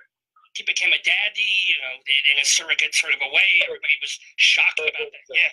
Yeah, a motorcycle accident almost killed him. He was in the Northridge quake, destroyed his house and everything in it. Talk about 9 lives. Wow. Well, you have had quite a wonderful life, and hopefully with many more years to come. Carl Gottlieb, it's been joyful and delightful talking to you. Last question for you. Have you ever faced writer's block? And if you did, what did you do? I know when I'm facing writer's block because I practice at the weights. I will do the dishes 5 times. I'll drive long distances on stupid errands. I'll sleep too late. But eventually, the writing process involves making concentric circles around the typewriter and the keyboard, the screen, until there's no place else left to go, and then you have to sit and write your way through it. So you do, and you just keep writing, whether it's laundry lists or emails, or some of my most prolific writing on the web has been while avoiding the work or the appearance of work. But eventually you get back to it. And that's why I'm kind of high on this script about Vaudeville, because I just finished it, and every writer out there knows that whatever you've just finished is the best thing you've done so far. Well, this is the best interview that I've ever done so far on the Dave's Gone By Facebook radio program of the stream. We've been talking with Carl Gottlieb. It just remains for me to say thank you so much, and to say keep living and keep writing, and shalom to you. Shalom to you. Rabbi Sol Solomon there with the screenwriter Carl Gottlieb. Get his books about Jaws, and hope you have enjoyed listening to his interview with the great and the Jewish Rabbi Sol Solomon. I'm also kind of Jewish. My name is Dave Lefkowitz, and we do Dave's Gone By every Saturday here from 9 until noon or thereabouts Mountain Time. I want to thank so many people for writing in and for tuning in, among them Ralph and Bert and Janine, who says, hi, Dave and wife. Well, wife was here about an hour or so ago. If you missed that, don't forget that you can tune in to our archives at davesgoneby.com and listen to every show just about that we've ever done, going all the way back to October of 2002. They're all there for free as downloads or MP3s, or you can stream them right on your computer. And of course, over the last few months now that we've been doing this Facebook and video stuff, we have the video archives as well as the audio. The audio has a higher sound quality, but the video's got video, so that's totally up to you. Anyway, they're all there in the archive section of davesgoneby.com. That's also the place that you can find out more about the show, see some photos of the broadcast and of me, as if you need to look at more of me after 3.5 hours. But anyway, it's great to have so many people in the Daverhood, and welcome to Teresa, and welcome to Robert, and all the folks who've been commenting and tuning in over the past couple of hours. And we have so much more to do on this 665th episode of the Dave's Gone By Facebookio program of the stream. We've got StoryTime coming up. We've got a brand new story for you. And it coincides, aren't we lucky, with Potato Day that is happening next week in Greeley, Colorado. So you're not going to miss, and you're certainly not going to want to miss vegetable friends there. That's coming up very shortly on Dave's Gone By. We've also got our Saturday segue of songs in the news. I'm going to do a short piece on Dave's Big Dictionary because my wife did that thing earlier in the broadcast where she opened up the dictionary to a random page, plunked her finger down randomly, and came up with the word evident. Whew. Not sure I have anything much to say about it, but I'll try. So that is all coming. But before we get to that, let's get cultural. I know we were talking about the theater before, but we can also be a little bit literary on Dave's Gone By. And every week we try to do a limerick, a short poem. So we elevate, as it were, the tone of this broadcast just for a moment or two. And we do a poem. And the cool thing is these are Colorado limericks of the damned. So we take a particular place, town, city in Colorado, and I read a short limerick poem about it. And today, this is a big one. Today's limerick is going to be about Boulder. Boulder, it is at the base of the foothills of the Rocky Mountains. It's about 25 minutes northwest of Denver, with about 100,000 people in it. So it's a pretty big place. If you ever listen to E-Town on the radio, that emanates out of Boulder. They've got the Pearl Street Mall. It's been voted among the 10 happiest cities, 10 brainiest cities, and best cities for the next decade. They've got CU Boulder, one of our rivals, which has 30,000 undergraduates, 7,000 grads, and 10,000 staff and faculty. And by the way, this made me very, very happy indeed. Like, if you want to kill prairie dogs in Boulder, Colorado, you actually need a special permit. And they're pretty protected over there, little marmots and prairie dogs, and that makes old Dave very happy indeed. People born in Boulder, you can't get more different than this. Kristen Davis, that beautiful woman from Sex and the City, and Jello Biafra, that beautiful man from the Dead Kennedys. Yes, both of them Boulderites. And so let us have a Boulder, Colorado limerick of the damned. A limerick is a comic verse of 5 lines, in which lines 1, 2, and 5 will end with words that rhyme. And likewise, verses 3 and 4 also end with words that rhyme. So this is a limerick.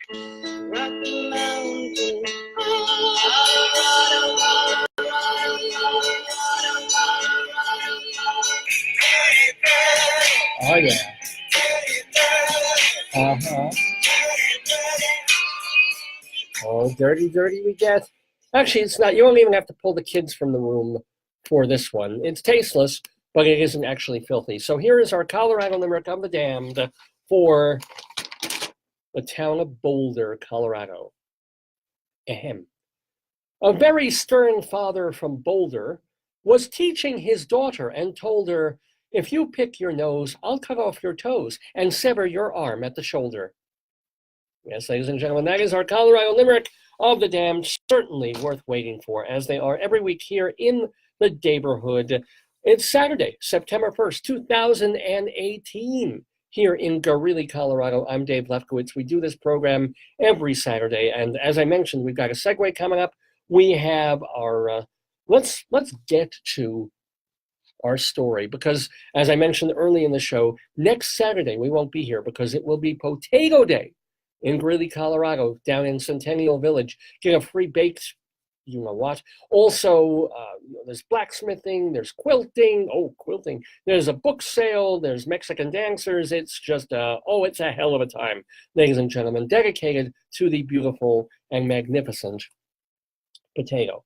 Well, I've told the potato story before on the show of how I started to collect and get these potatoes. Of when I had a hernia, my wife and her mom just got me one as a gag, and then we decided to get 1 or 2 more, and then 1 or 2 more, and then 30 more and 50 more. But anywho, so these guys were part of a production thing 20-something years ago now. There were other vegetables involved too. And the idea was they would be used as impeti to get kids to eat their vegetables. So it's an educational thing. There's oh, this is a potato. This is how this grows. This is how this tastes like, and you can use it. And then there'd be moi mushroom and Billy broccoli and Cody cauliflower and stuff like that. As a matter of fact, when I try and buy these things now on eBay, half the time I can't afford them because nobody wants to sell just one of them. They come still occasionally as a set. I'm not paying $50 for a bunch of goddamn vegetables, but for potato, I'm almost tempted. Anywho, so part of all that was also telling the story of these vegetables and making kids want to eat them and calling them the vegetable friends. Well, who knew? There's merch. There's other merchandise that goes along with this, like a cool carrying bag and lunchbox stuff and stickers. Well, among the merch from Toy Box Creations is this book, Vegetable Friends. And so won't you join me today as we do Vegetable Friends on StoryTime. Tell me a story, tell me a story, tell me a story. Remember what you said. You promised me, you said you would. You got to give in, so I'll be good. Tell me a story, then I'll go to bed. Yeah! Oh, yeah. Yes, indeed. I will tell you the story of Vegetable Friends, which was written back, I guess this was 96. Let me check the copyright page on this sucker. Move these over. Oh, and by the way, just so you know, so nobody takes it from me, because I've been keeping it in my office, this book belongs to me. There you go. And if you see, here is the backside of potato. In fact, if I show them together, you can almost not tell the difference. There is helping push the rake that is creating more veggies. What is all this writing here? No part of this publication may be reproduced whole or in part or being used by, well, I'm probably breaking some law here, but I don't care. Text copyright 1996 by Tony Lawler and Bruce Kosiemba. Tony Lawler, oh, my wife just tuned in just in time for Vegetable Friends Storytime. Oh boy.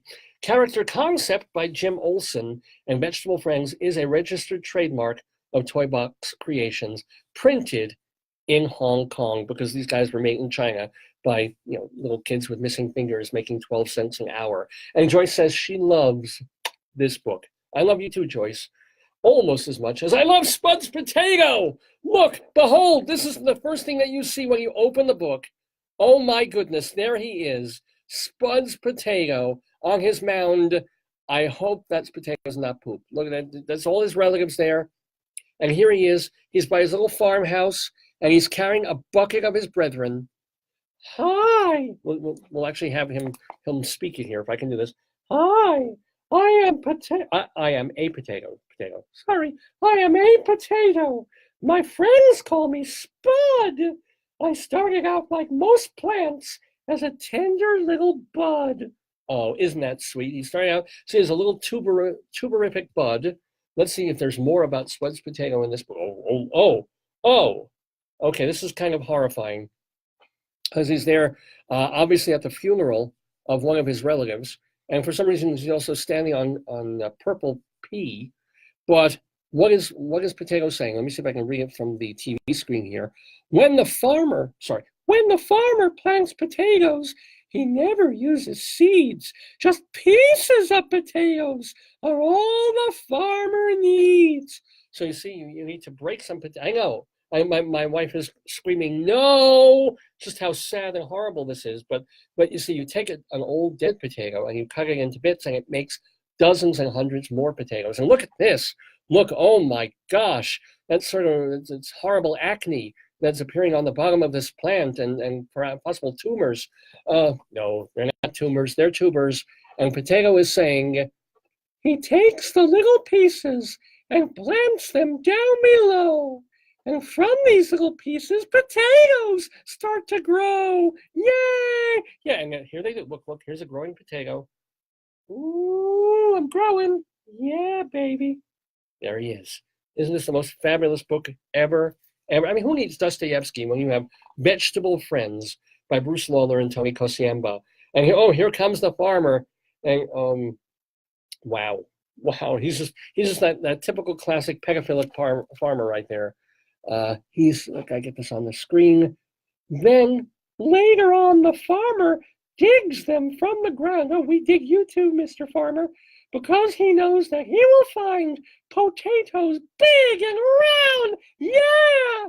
Yes, indeed. Those perfectly beautiful potatoes that, that even might someday, if you're lucky and you work really hard, you might grow into the Grand Knish, who will be making a special appearance at Potato Day this coming Saturday. Yay! So, and here he is. Oh, look, it's sort of like the end scene of Texas Chainsaw Massacre. Here's Potato going on the back of a van here with his brother. And it's sort of a cattle car heading off to parts unknown. Let me see this. He drives us to your market where everyone will buy. We all love his potatoes. And here's the reason why. And he's heading off to the city on a hill over there. Could be Jerusalem, land of milk and potatoes. Oh. And it's 1996. So, of course, they want to be politically correct. They want to include everyone because it is a book essentially for school children. So notice, notice all the little children of all races, creeds, and colors and hairstyles munching on various kinds of potatoes, really sick, while Potato is giving a thumbs up about this. So they're eating, all his family. There's mashed, 2 people eating mashed, or one might be au gratin, kind of hard to tell. You got the black kid eating French fries, and the white kid with his entire arm up to the shoulder in a bag of potato chips. That's devotion to a food. You hash us and you mash us, or you put us in a stew. You can boil, bake, and even make chips and French fries too. No wonder they're standing in their own pee. They're all terrified. Potato's afraid of like a grater coming at him. All right, well, it doesn't get greater than this, ladies and gentlemen. Oh, look at this. This is kind of like a potato muscle magazine. This will make you happy, hon. This is beautiful. Potatoes are important food that everyone should eat. Potatoes make you healthy, and potatoes are a treat. Ooh, but look at it. Look at it. There's like, Sugar Ray Leonard muscles here on this guy. And then, he's got the Mike Tyson bites taken out of him, and still he's standing on some sort of maroon pea. But anyway, yes, potatoes are an important food that everyone should eat. He is one of our vegetable friends. We have a couple more in here. We'll do one more this week, and then we'll save one for the... My wife just posted a bunch of imagery, including of potatoes, smiling poop, and then angry emoji faces for, I guess, the being eaten part. So there's really mixed messages from this book. Look what they do to corn. Here is corny on the cob. And I know this program is corny, but here we're being quite specific about it. Corny on the cob. He's sitting there on all his brothers, and they've got little hands that are reaching out. Doesn't it look sort of like the Sneetches from Dr. Seuss? Anywho, here he is with something right out of Andrew Wyeth. You can't really tell Christina's World from this particular picture here. I have to come up with a new voice, don't I? My name is Corny. I'm Corny on the cob. I want to tell you about me. This will be a fun job. Yeah. Ding, ding, ding, ding, ding, ding, ding, ding, ding, ding, ding, ding, ding. I have sex with my brother. Okay, here we go. I don't know where that came from. Okay. I go. You know how when you lose a tooth and you're excited about it when you're a kid, and you hold it up to a while, and it's like, oh yeah, put it on the pillow for the fairy. Look what happened to Corn here. This is really horrifying. Corn pulled off a piece of himself, unless he took a shit and that's what came out. See these little yellow things? They look like little beads, and they really are the corn you eat, and are also little seeds. Not the great scansion there in terms of poetry, but oh look, he's holding up his little nugget of corn there. He's still got the gray hair, and and he's sitting on blood. I'm not sure why. At least when Potato was standing, it was on maroon pea, but he's already doing some pink blood there. More about Corny, the corn on the cob. Now, if we take the little seeds and plant them in a row, then water and wait a little while, the seeds will start to grow. And see, look what's happening there. Oh, they're turning into little palm trees of corn. And oh my, it's like Jack and the Beanstalk already. Here he is, pointing at the giant stalk o' corn. The seeds grow into little plants. The plants grow way up high. On the plants grow ears of corn. An ear of corn am I.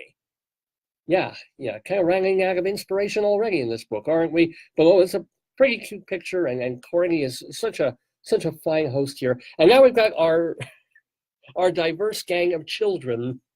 My wife writes, this book is very problematic. Look at what's going on here. It's like a slaughterhouse. You got this girl eating cornflakes, right, and smiling. You've got Corny in the middle of them. And then there's this just child who is like massacring an ear of corn, and a pig, I don't know if you can see the pig there, just chowing down on cobs. From ears of corn come many things, like cornflakes and William Faulkner novels. And good for you. I know this might surprise you. Farm animals love corn too. There's a piggy eating the corn.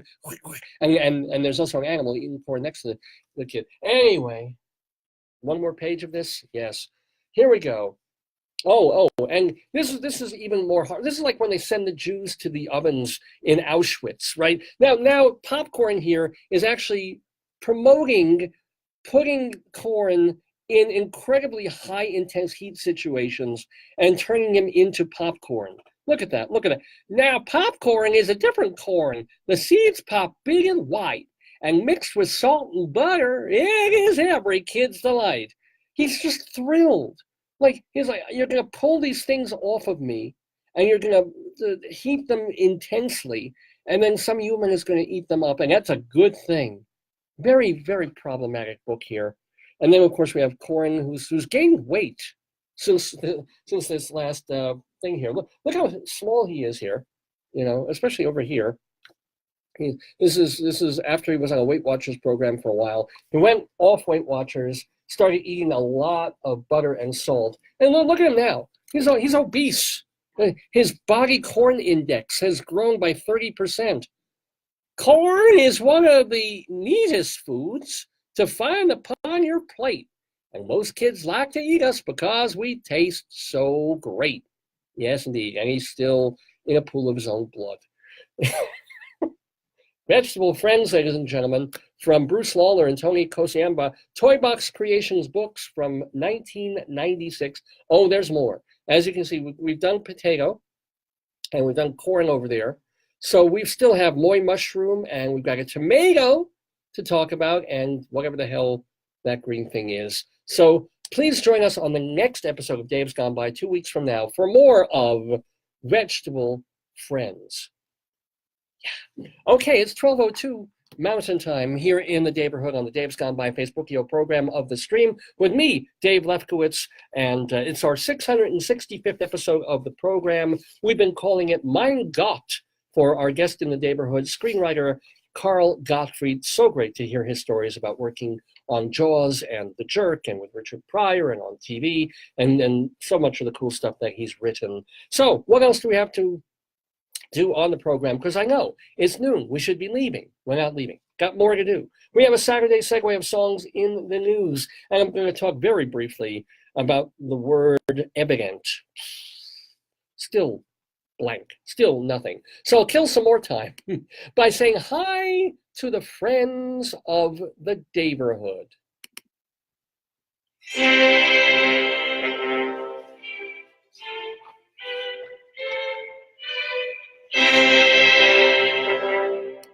The friends of the Daverhood are folks who have been on this Facebookio program of the stream, or maybe they were on the radio show, whether back in Long Island when we were on terrestrial radio, or here at UNC when we were doing the actual student radio station that's on hiatus now, or now on Facebook and podcast, where you can hear Dave's Gone By. These are folks who have taken the time out of their busy and creative lives to be guests on the show. And so we honor them. We say, hey, what are they up to now? They were doing this when they were on the program 5 years ago. What are they what exciting things are happening in their lives as we speak. So, you know, Carl Gottlieb, of course, he wrote that new screenplay. So we wish him well on that. He was on today's show, but on previous shows, well, first of all, some, want to wish best wishes with some bad news to a personal friend of mine and a colleague of mine, Alan Scherstuhl. He's a very, very fine writer and film critic.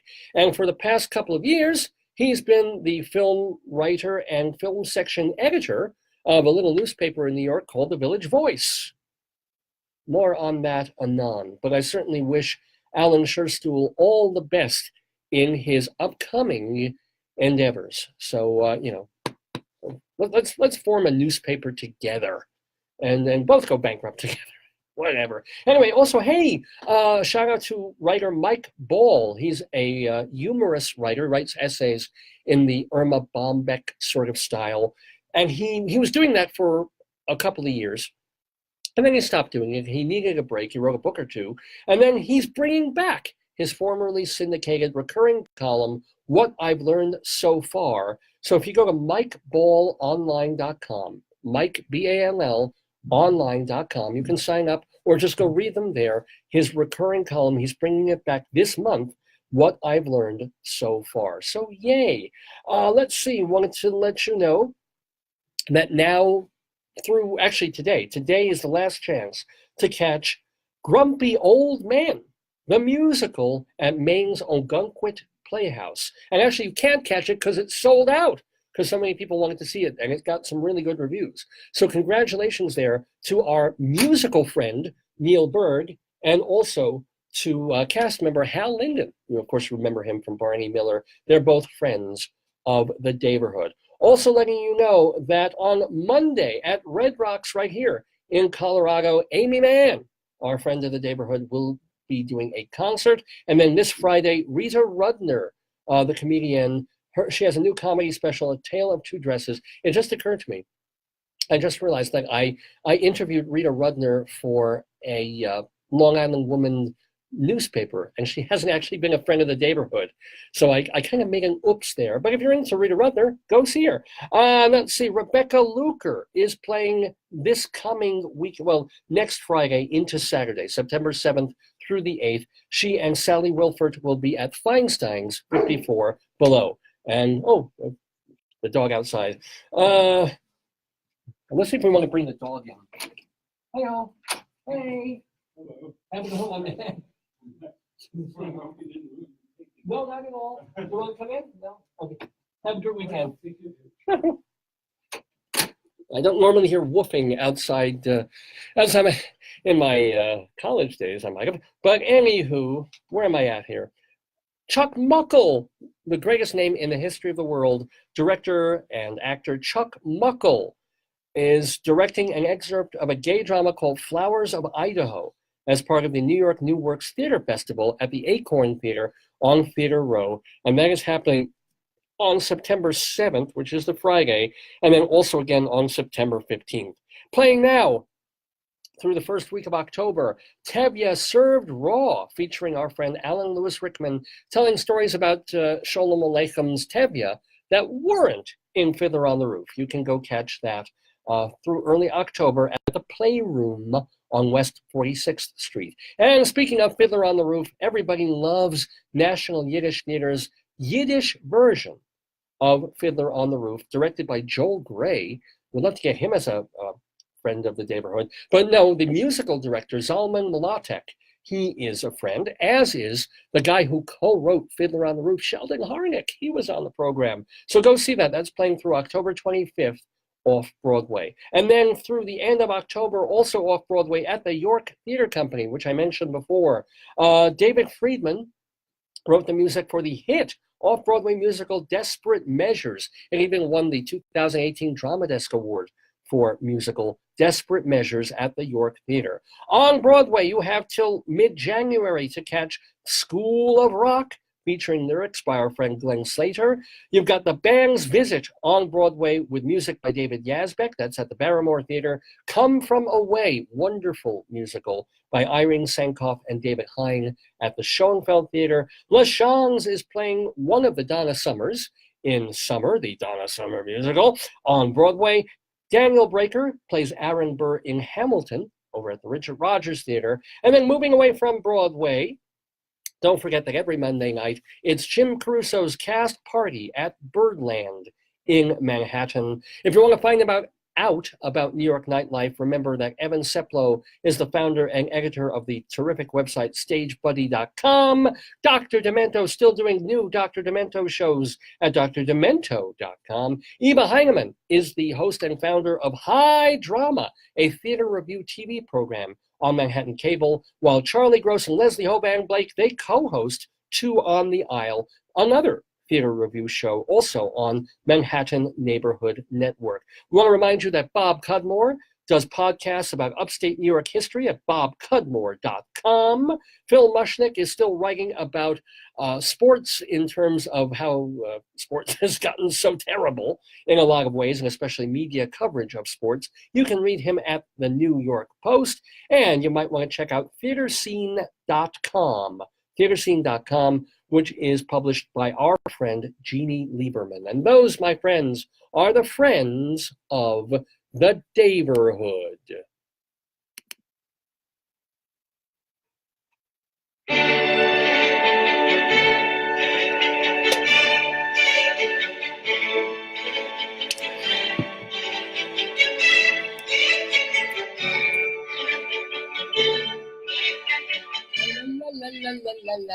La la la la.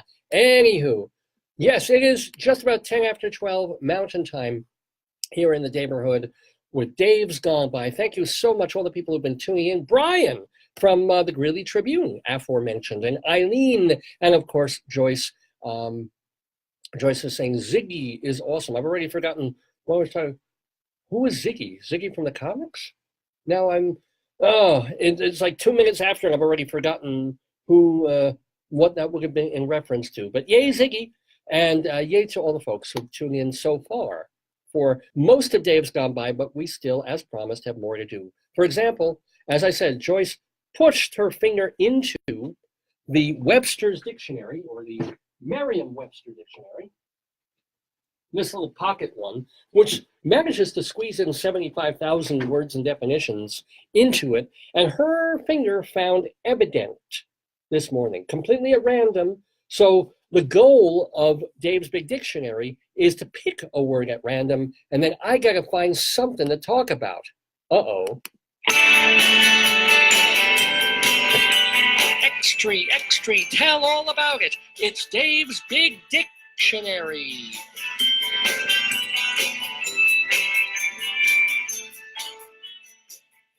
So yeah, I'm usually not this stumped because, you know, I can talk. Oh, Ziggy is the dog that was outside the door there. I don't remember the names of my students. I don't remember the names of animals that are wandering around. You know, sometimes I have to look at my own driver's license to remember that I'm Dave from Dave's Gone By. So anyway, but the word that I do remember here is evident. I'll read the actual definition here from Webster's. It's clear to the vision and understanding. Synonyms include manifest, distinct, obvious, apparent, and plain. Well, I'm not a parent. I don't have any kids. We just have an old dog. But yeah, evident. Was trying to think of where I could go with that word. And I just started thinking a little bit about myself, because what else do I do, right? And thinking that I'm that kind of person where I like things that are plain and clear. And maybe I didn't when I was a little sprout and a spruglet in my preteens and teens. And I liked avant-garde, funny, zany things and chaos. And the older I get, the more as I turn into a man in my 50s, I like things to be clear and plain and evident. I don't necessarily want to have to start digging through things. And I feel now for my students, especially in my research paper class, because I've got to go to them and I've got to say, okay, you think you believe something about some issue in the news, some current event, something academic or literary. And now you're going to be forced to defend your position. You're going to have to start reading all these things about it from journal articles and books and newspapers. And you're going to have to see opposing point of views, and you have to see the shades of gray in things. And that what you believe is 100% true, maybe you believe it's only 93% true. And you have to pay attention to that 7%. And I have to teach this. And I don't want to do it anymore. I don't want to see all sides of things. And I don't want to see a kaleidoscopic view of humanity and the world. I just want things to be clear and evident. This is potato. It is very cute. It was made in China. It makes me happy to look at it and to share him with you. Evident. I don't want to start thinking, well, yeah, I was probably making a Chinese sweatshop with underage labor.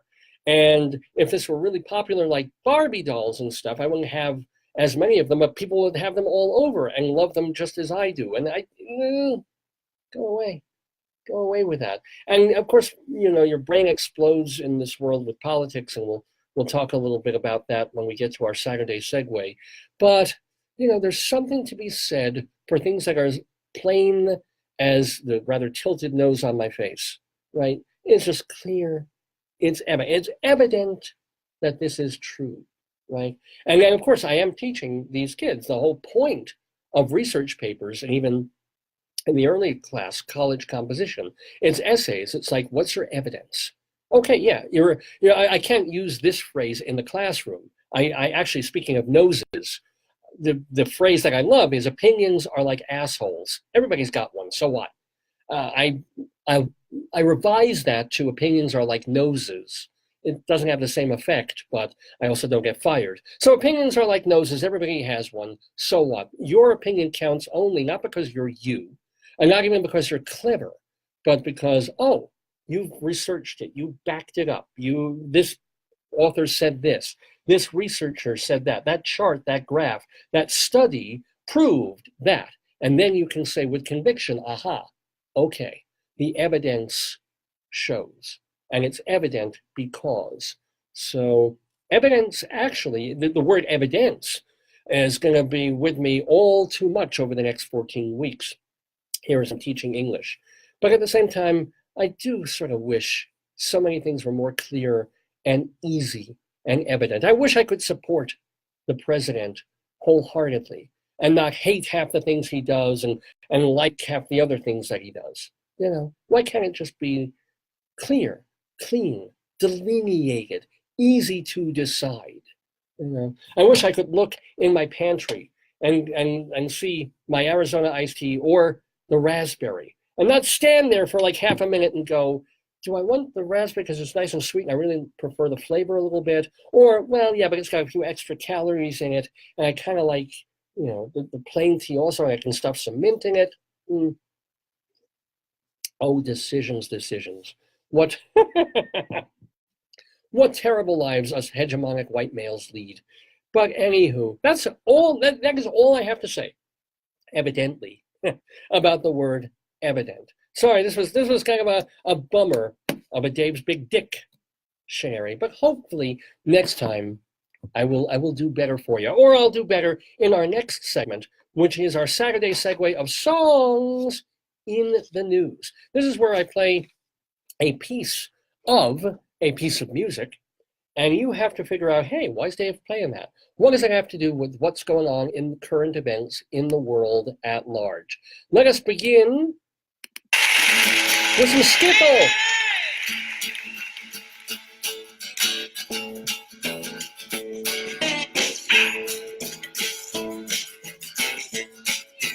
Did you hear the story about Lost John?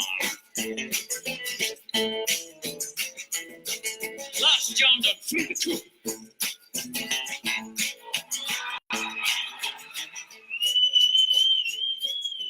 And unfortunately, that's about all I can play. It's already 30 seconds into that. That is, of course, a live recording. The voice you heard was the Skipple master, the late Lonnie Donegan, in an album that he did with Chris Barber and Van Morrison called the Skipple Sessions. It was basically Van Morrison saying, God, let's honor these guys while we still got them and play this wonderful music that he grew up with, the skipple, the washboard, that kind of thing. Does Your Chewing Gum? I don't think that song is on there, but most people tend to know Lonnie Donegan from that or Rock Island Line. But that song was called Lost John. Lost John. And of course, we are saying goodbye endlessly to the late and often great John McCain. So John Sidney McCain III, born August 29th, 1936. So literally his birthday would have been a couple of days ago. He died, of course, on Saturday last week of brain cancer. So it's been a week. It has felt like 5 years since they've been able to put this man in the ground. Because for all the documentaries about him, all the stories about him, he's being wheeled all over the place. He's in state in the Senate. He's there. He's a hero. There is no friggin' question in my mind that this is an honorable, respectable man, even if I disagree with him politically a lot of the time. But there's something to be said for the Jewish thing of somebody dies, you get a pine box together, you tell the family, you tell the friends, you get them in a chapel within 24 hours, and you put the bones, you put the skin, you get it underground. I never went to a wake until I started dating and then marrying my wife, Joyce. And then suddenly it's like you come and there's the person in a box and you physically see them. And then you come a day later and they're still in the box and you see them and you wave goodbye. It's just like, we know they're dead.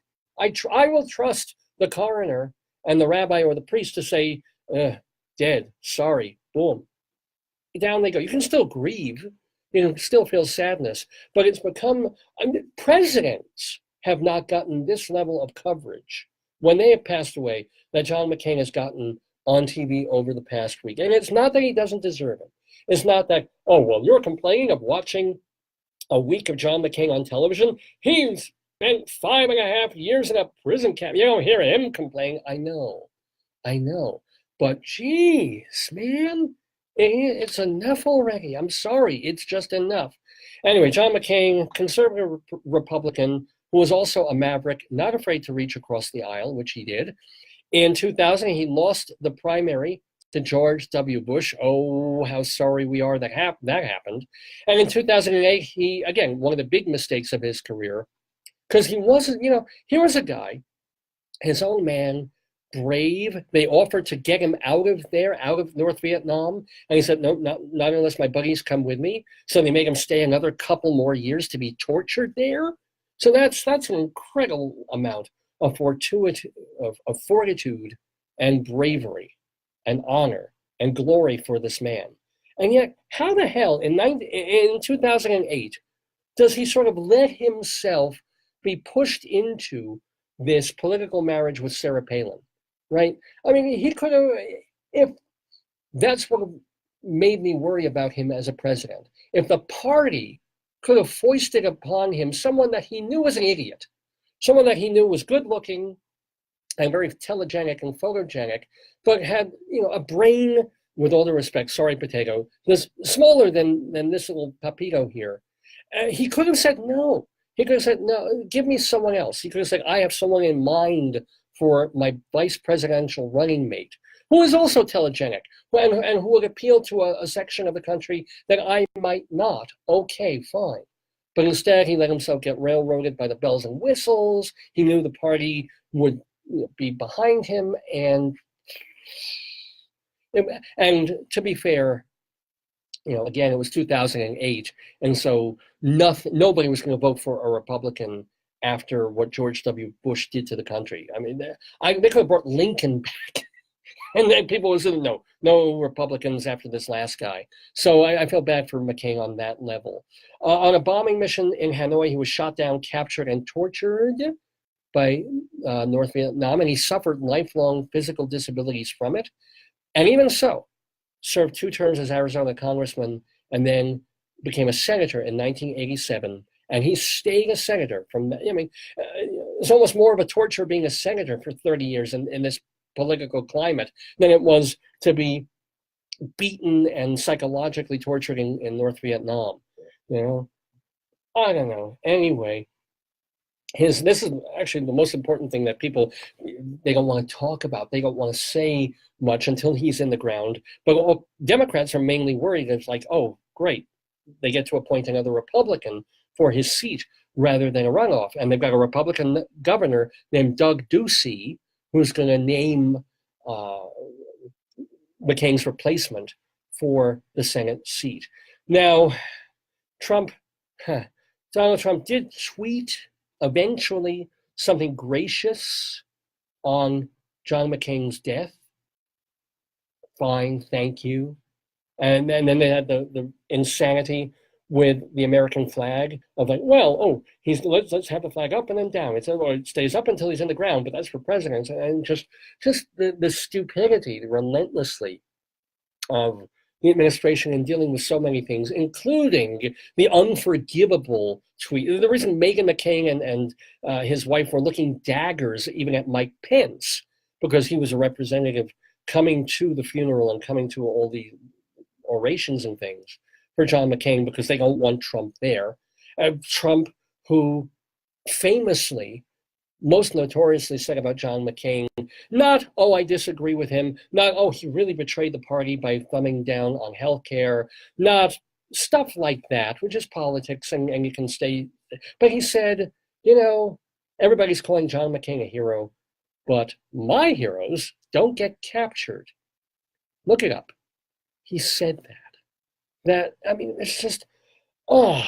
And the amazing part, when you talk about the official White House TV station, which is Fox News, and places like, well, the New York Post is now more iffy on Trump himself, but they're conservative Republican, and other places. So for the past 2 weeks, they've just been inundated with this bad news about Manafort and Trump's lawyer Cohen, and you know, taking plea deals and pleading guilty, and maybe throwing Trump under the bus as an unindicted co-conspirator, and all, I mean, just page after page of this that even the right-wing conservative media can't ignore. They can piss on it, but they can't ignore it. And it's just day after day when the media obviously wants to be trumpeting the economy and the record numbers of Wall Street, and they can't. So finally, a Republican did them a solid. John McCain dropped dead.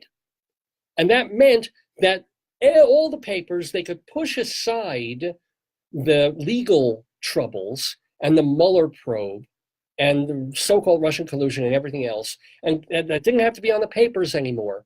And they could bring up John McCain, Republican senator, American hero.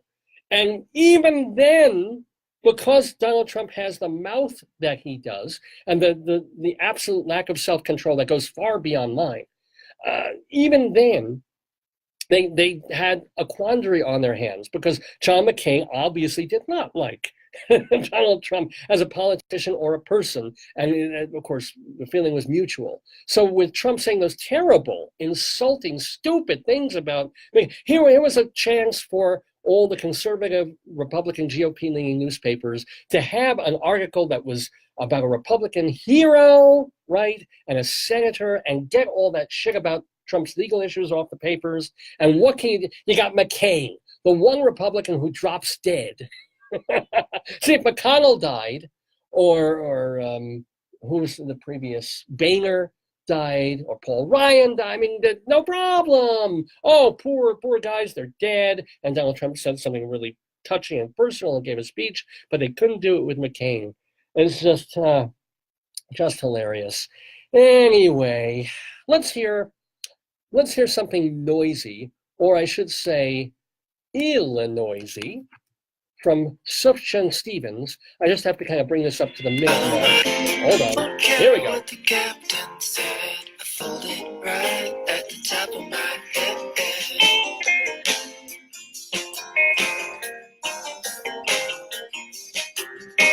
I lost my sight and the state backs in. I follow my heart and it leads me right to Jackson.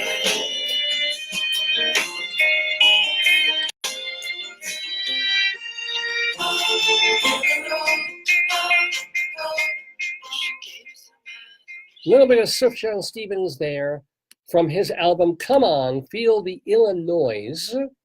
Not sure when that goes back to. Let me see. From 2005, Sufjan Stevens, a song called Jacksonville. Jacksonville. Why would I be playing a song called Jacksonville as part of our Saturday Segue? I bet you've almost forgotten it, but it was only a few days ago, last Sunday, at a gaming competition in Jacksonville, Florida. 3 killed, including the gunman, 11 wounded in, well, they're calling it a mass shooting. I guess a lot of people were hit on Sunday. A guy named David Katz, age 24, was brought a handgun in. I think he was upset by losing whatever game he was playing, and he came back and took it out on everybody else who was playing the games. You know, it's kind of neat in this case that suddenly the GOP couldn't run and say, oh, another illegal alien, another murderer, like they killed that girl last week. No, they couldn't do that. Wasn't a Muslim terrorist, right? Wasn't some foreigner. Wasn't some person here on a visa. Guy named David Katz. I hope I know the name Katz. Please, God, let him not be Jewish. But 24-year-old with a handgun. And what I also love is that it happened in Florida. Not that I love that people died and got shot, but that this didn't happen in Chicago.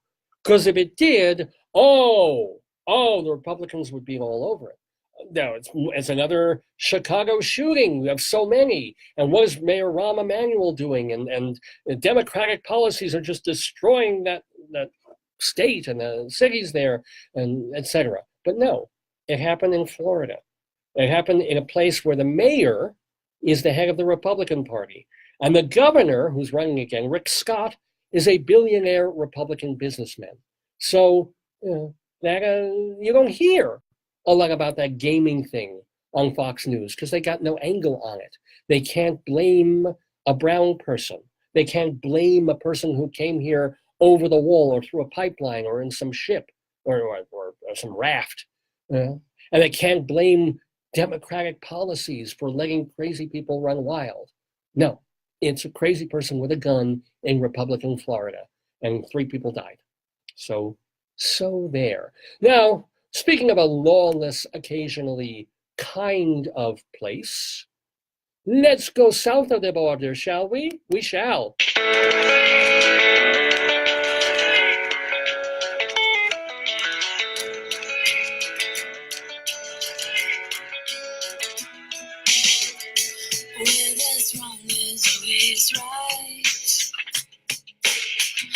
And that's what's kept us on this road tonight. Send as far as the eye can see. But ain't it funny how the world is just like you and me? Yeah. Come with me to Mexico. Okay, so just able to get that word in there before I had to pot it down. Come with me to Mexico. Nice little song there from Leona Neas. Not even sure what happened to her, Leona Neas, but she had some good music there a decade or so back. This was from her album, I Tried to Rock You, But You Only Roll. Kind of obvious to see why that album didn't fly off the shelves, but cool song there called Mexico on Monday. See, this is another thing he could have trumpeted. This is, if there wasn't all this other crap going on that made Trump look like an idiot, he could have said, hey, and other news outlets, including left-wing ones, would have said, look at this. On Monday, Donald Trump announced the scrapping of NAFTA, the North American Free Trade Agreement, in favor of a new U.S.-Mexico trade agreement. Yay! Yeah, maybe it'll lower our trade deficit. Maybe they'll deal with our intellectual property issues. It's supposed to. Now, we're waiting to see if Canada will join in. They're kind of on a deadline here, and they're thinking about it very strongly. So this is the kind of thing that people who weren't just voting to be racist or voting because they hated Hillary, but people who really believed in Donald Trump as a businessman and not a con man, this is what they were waiting for. This kind of thing, we're going to make a better deal. We'll hurt a little bit because we'll have these trade wars, but eventually we're still the United States, and the other countries will come to heel and make better deals that will be okay for them and better for us. So if Canada joins in on this, chalk it up perhaps as a win for the guy in charge, courtesy of Mexico. And again, it's amazing.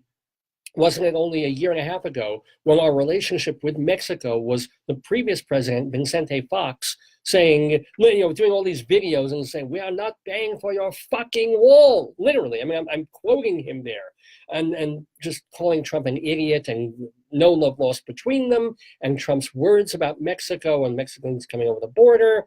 Kind of cool that when you push all that aside, perhaps a deal can be done. So some potentially really good news for the week here. Not such great news. Here's the Duke of Iron.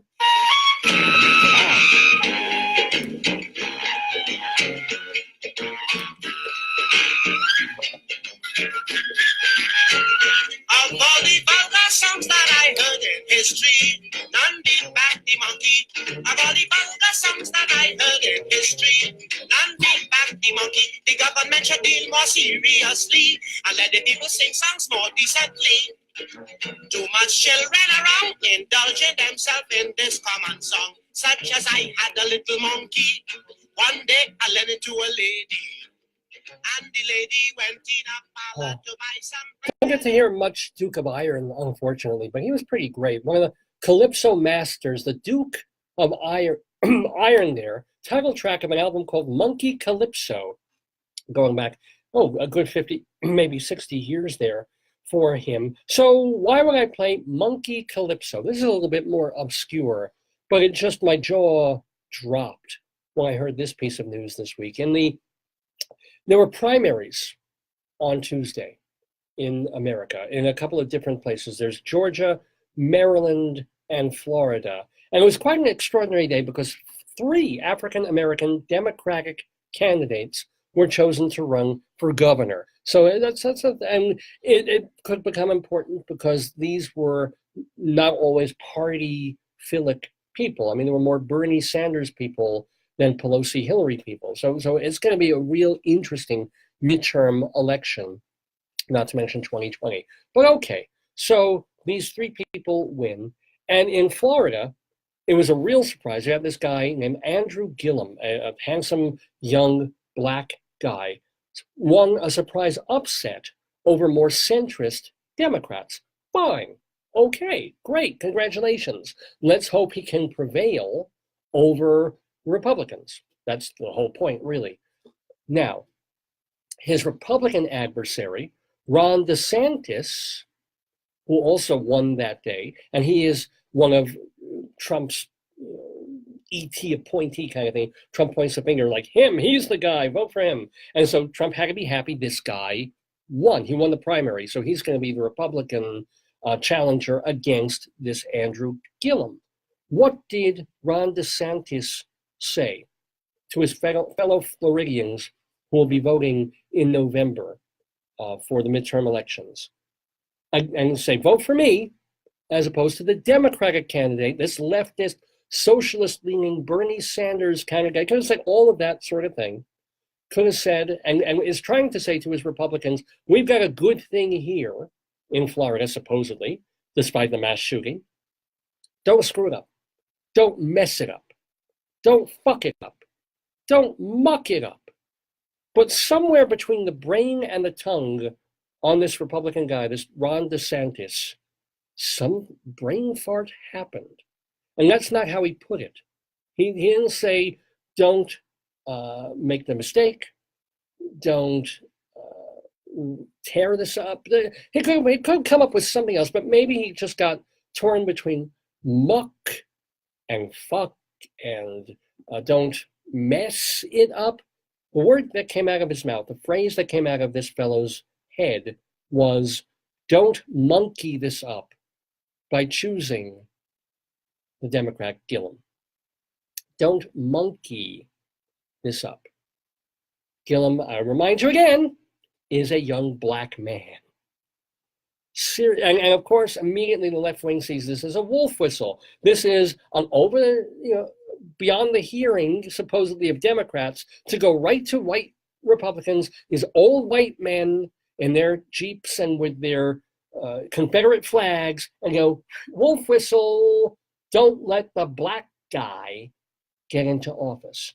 Because, don't let that jungle person turn Florida into chaos. This is what he said.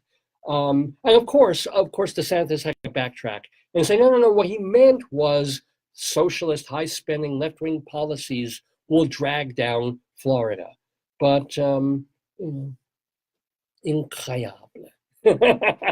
Don't monkey this up. But I would even understand it if that was a phrase. Like if monkeying something up was a common-ish phrase, and it came out of his mouth, and it just so happened, oh crap, the guy's black, I shouldn't have said. No, nobody ever said, don't monkey this up.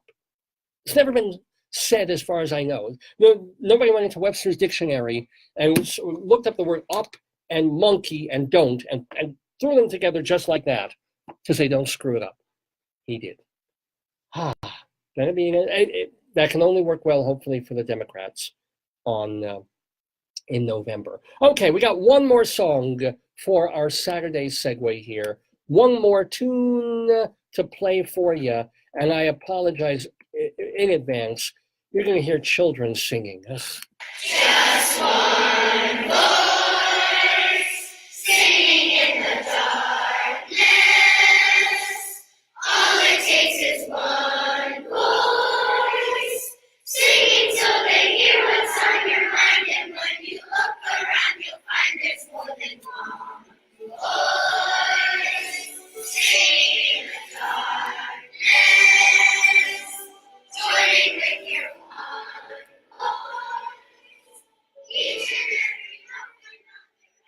Okay, I know. I'm not going to, even John McCain couldn't listen to that for more than a minute or two, but being a little mean there, because that is actually from an album, a live concert benefit album that happened after the shooting at Sandy Hook Elementary. They got a bunch of Broadway people to do a From Broadway with Love benefit for Sandy Hook. And so they got this choir to do this catchy song called One Voice. One Voice is the name of that song. Why am I playing One Voice on this episode of Dave's Gone By in our Saturday segue? Well, for 70, well, no, not really 70 years, for about 63 years, we've had one voice. Now we have none. The Village Voice, as I intimated before, but didn't quite give away, the Village freaking Voice is dead. This newspaper that was co-founded by Norman Mailer, for crying out loud, back in the 50s, to do New York politics, to also investigate New York culture, to have a certain feeling of Greenwich Village and the metropolitan area of New York that wasn't being covered by the New York Times and the Stead, Herald Tribune and the Daily News and stuff. This was going to be not an underground paper, but a paper that had some of that feeling of what's really going on in local politics. Let's dig where the big boys are afraid to. Let's talk about what's really going on in New York and, by extension, in America. Well, like all newspapers, The Voice has been suffering terribly in terms of circulation and budget and economics and numbers. So it was bought 3 years ago by a billionaire, this guy named Peter Barbie. Peter Barbie, he does textiles and stuff. The North Face, he owns that or is involved with that. So he bought the Village Voice, I guess, as kind of a hobby to turn it around and make it go in the black and save it and revive it. Yeah, because it would have died anyway. So he buys it. And he's got billions of dollars, right? So he keeps the thing going. And then after 2 years, he realizes that doing it still in print, hard copy, not working. Can't make the numbers jibe. So, and of course, I've been getting rid of people over the years and taking full-timers or part-timers and just making them adjuncts to the paper. And then he went online only, so that enjoyment of going to those little box kiosks, not those Ura-Twa-Twa urinals, by the way, but opening one of these boxes and pulling out a Village Voice newspaper, whether you agree with them politically or not. You know, I won't read most of the long investigative pieces. I didn't really care. But boy, oh boy, I turned to the theater pages, you know, and I would read Michael Feingold and Michael Musto and maybe Deborah Jowett for, as I said before, I don't really care about dance. But you know, that entertainment section, and it became so important, by the way, in the 90s and aughts, when major newspapers were cutting back all their arts coverage and the amount of theater and off-Broadway and off that would get covered. And you could turn to the Village Voice and see reviews of shows that weren't being covered anymore in hard copy papers. And then money, Barbie strips away the hard copy magazine. So now, okay, fine, everything's on the web. I get it. He made a brilliant move in hiring my friend Alan Scherstuhl to write film reviews and be the film editor. Yeah, didn't help. So now, after 2 years of being online only, or 1 year, he said this week that he's killing the paper. It's done. He's fired half the staff of The Voice, and then he's keeping on just a few people, essentially to codify the archives that they have, because they've got 63 years of people like R. Crumb, who did comics, Jay Hoberman, Nat Hentoff, if you remember him, Feingold, just Mailer, Andrew Saris on film, Ezra Pound, I mean, anti-Semite son of a bitch, but he wrote, apparently, for the Village Voice back in the early days. So there's a website, I guess, to curate and to keep going and have all the old stuff available, which is great, which is important. I'm glad he's doing that. And what can you say? New York Press did the same thing several years ago as well. You know, they cut back and they turned almost into a pamphlet. And I think New York Press still has a website where they still post new stuff, whether anybody's being paid, whether anybody reads it, I have no freaking clue. But it hurts the heart of what has happened to newspapers in this country. And this idea that, the web model, so you don't have to pay jobbers to go and do ink and for newsprint and pay these drivers to go and put it on newsstands and put it in stores, and you don't have to pay subscription people, you know, to deal with having to coordinate when things land on people's lawns or when they're mailed to people. It's just get a website. You know, there's not much overhead, right? And just pay your writers, right? And pay your advertising people who bring in advertising. That is the model. That is how all business is working now. And yet even that couldn't make a go of it. Couldn't keep the Village Voice going. He was trying to find another buyer. Nobody wanted to touch it. Previous owners have included Leonard Stern. And did you know that Rupert Murdoch owned the Village Voice? Talk about a craven individual. Rupert Murdoch will go where the money is. So if it's a left-wing newspaper and he thinks he can make a go of it, Rupert Murdoch will take it on. The man who is Fox News, the man who is the New York Post, right? Well, Roger Ailes was Fox News, but you know what I'm saying. Anyway, co-founded in 1955 by Dan Wolfe and Norman Mailer and some other folks. Farewell to the Village. See, this should have a week-long funeral on television. MSNBC at least, and CNN and some other places, they should be doing documentaries about this as well. Not to belittle John McCain's contribution, but this should require some reflection and remembrance and some real thoughts about where journalism is going in the 21st century. So we played one voice to say farewell to the Village Voice. And hey, I have my issues with them too. I wasn't always with them politically. You know, I certainly didn't agree with their stance sometimes on Israel. And I remember writing a couple of times to then theater editor and partially main editor Ross Whetstone, trying to review theater for them, and never got a response from him, not interested. So, you know, I even gave the Village Voice a couple of fuck yous a time or two. So, but still, kind of sad to see them go.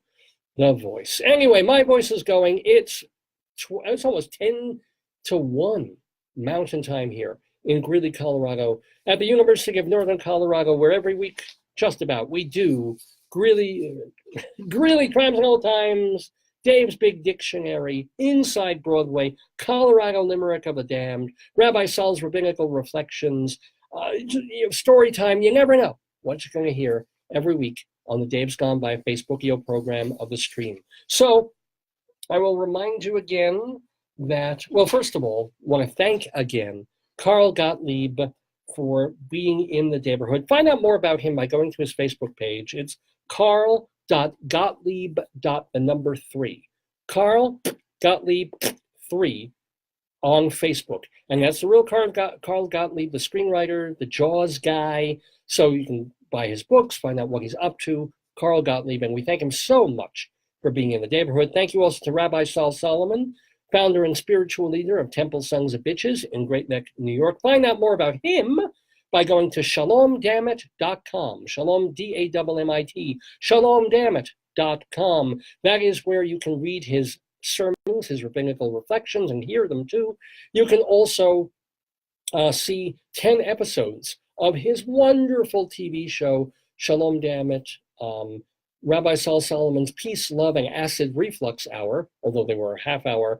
I think they're great. They're all there at his website, as is the long version of his one-man show, Shalom Dammit. It's all at shalomdammit.com. And thank you so much to Rabbi Sol. Thank you to my darling, adorable, and wonderful wife, Joyce, for spending the first hour or so in the Daverhood with me and for helping Spudward Armuro into his important potato costume. And yes, I bring up potatoes one last time, because again, a reminder, Dave's Gone By will be preempted next Saturday, September 8th, because Potato and I and my wife Joyce will be at Potato Day here in Greeley, Colorado. I invite you to come down. I'll be walking around. I will be fairly noticeable.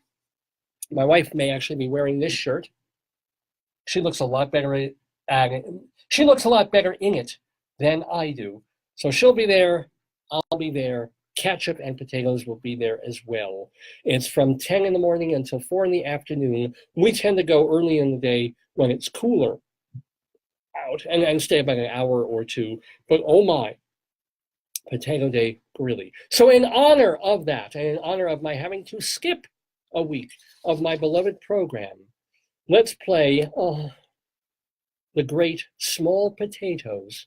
And if you've never seen that documentary, you owe it to yourself, with their song, Potato Train and Gone By. Potato train coming to town. Potato train.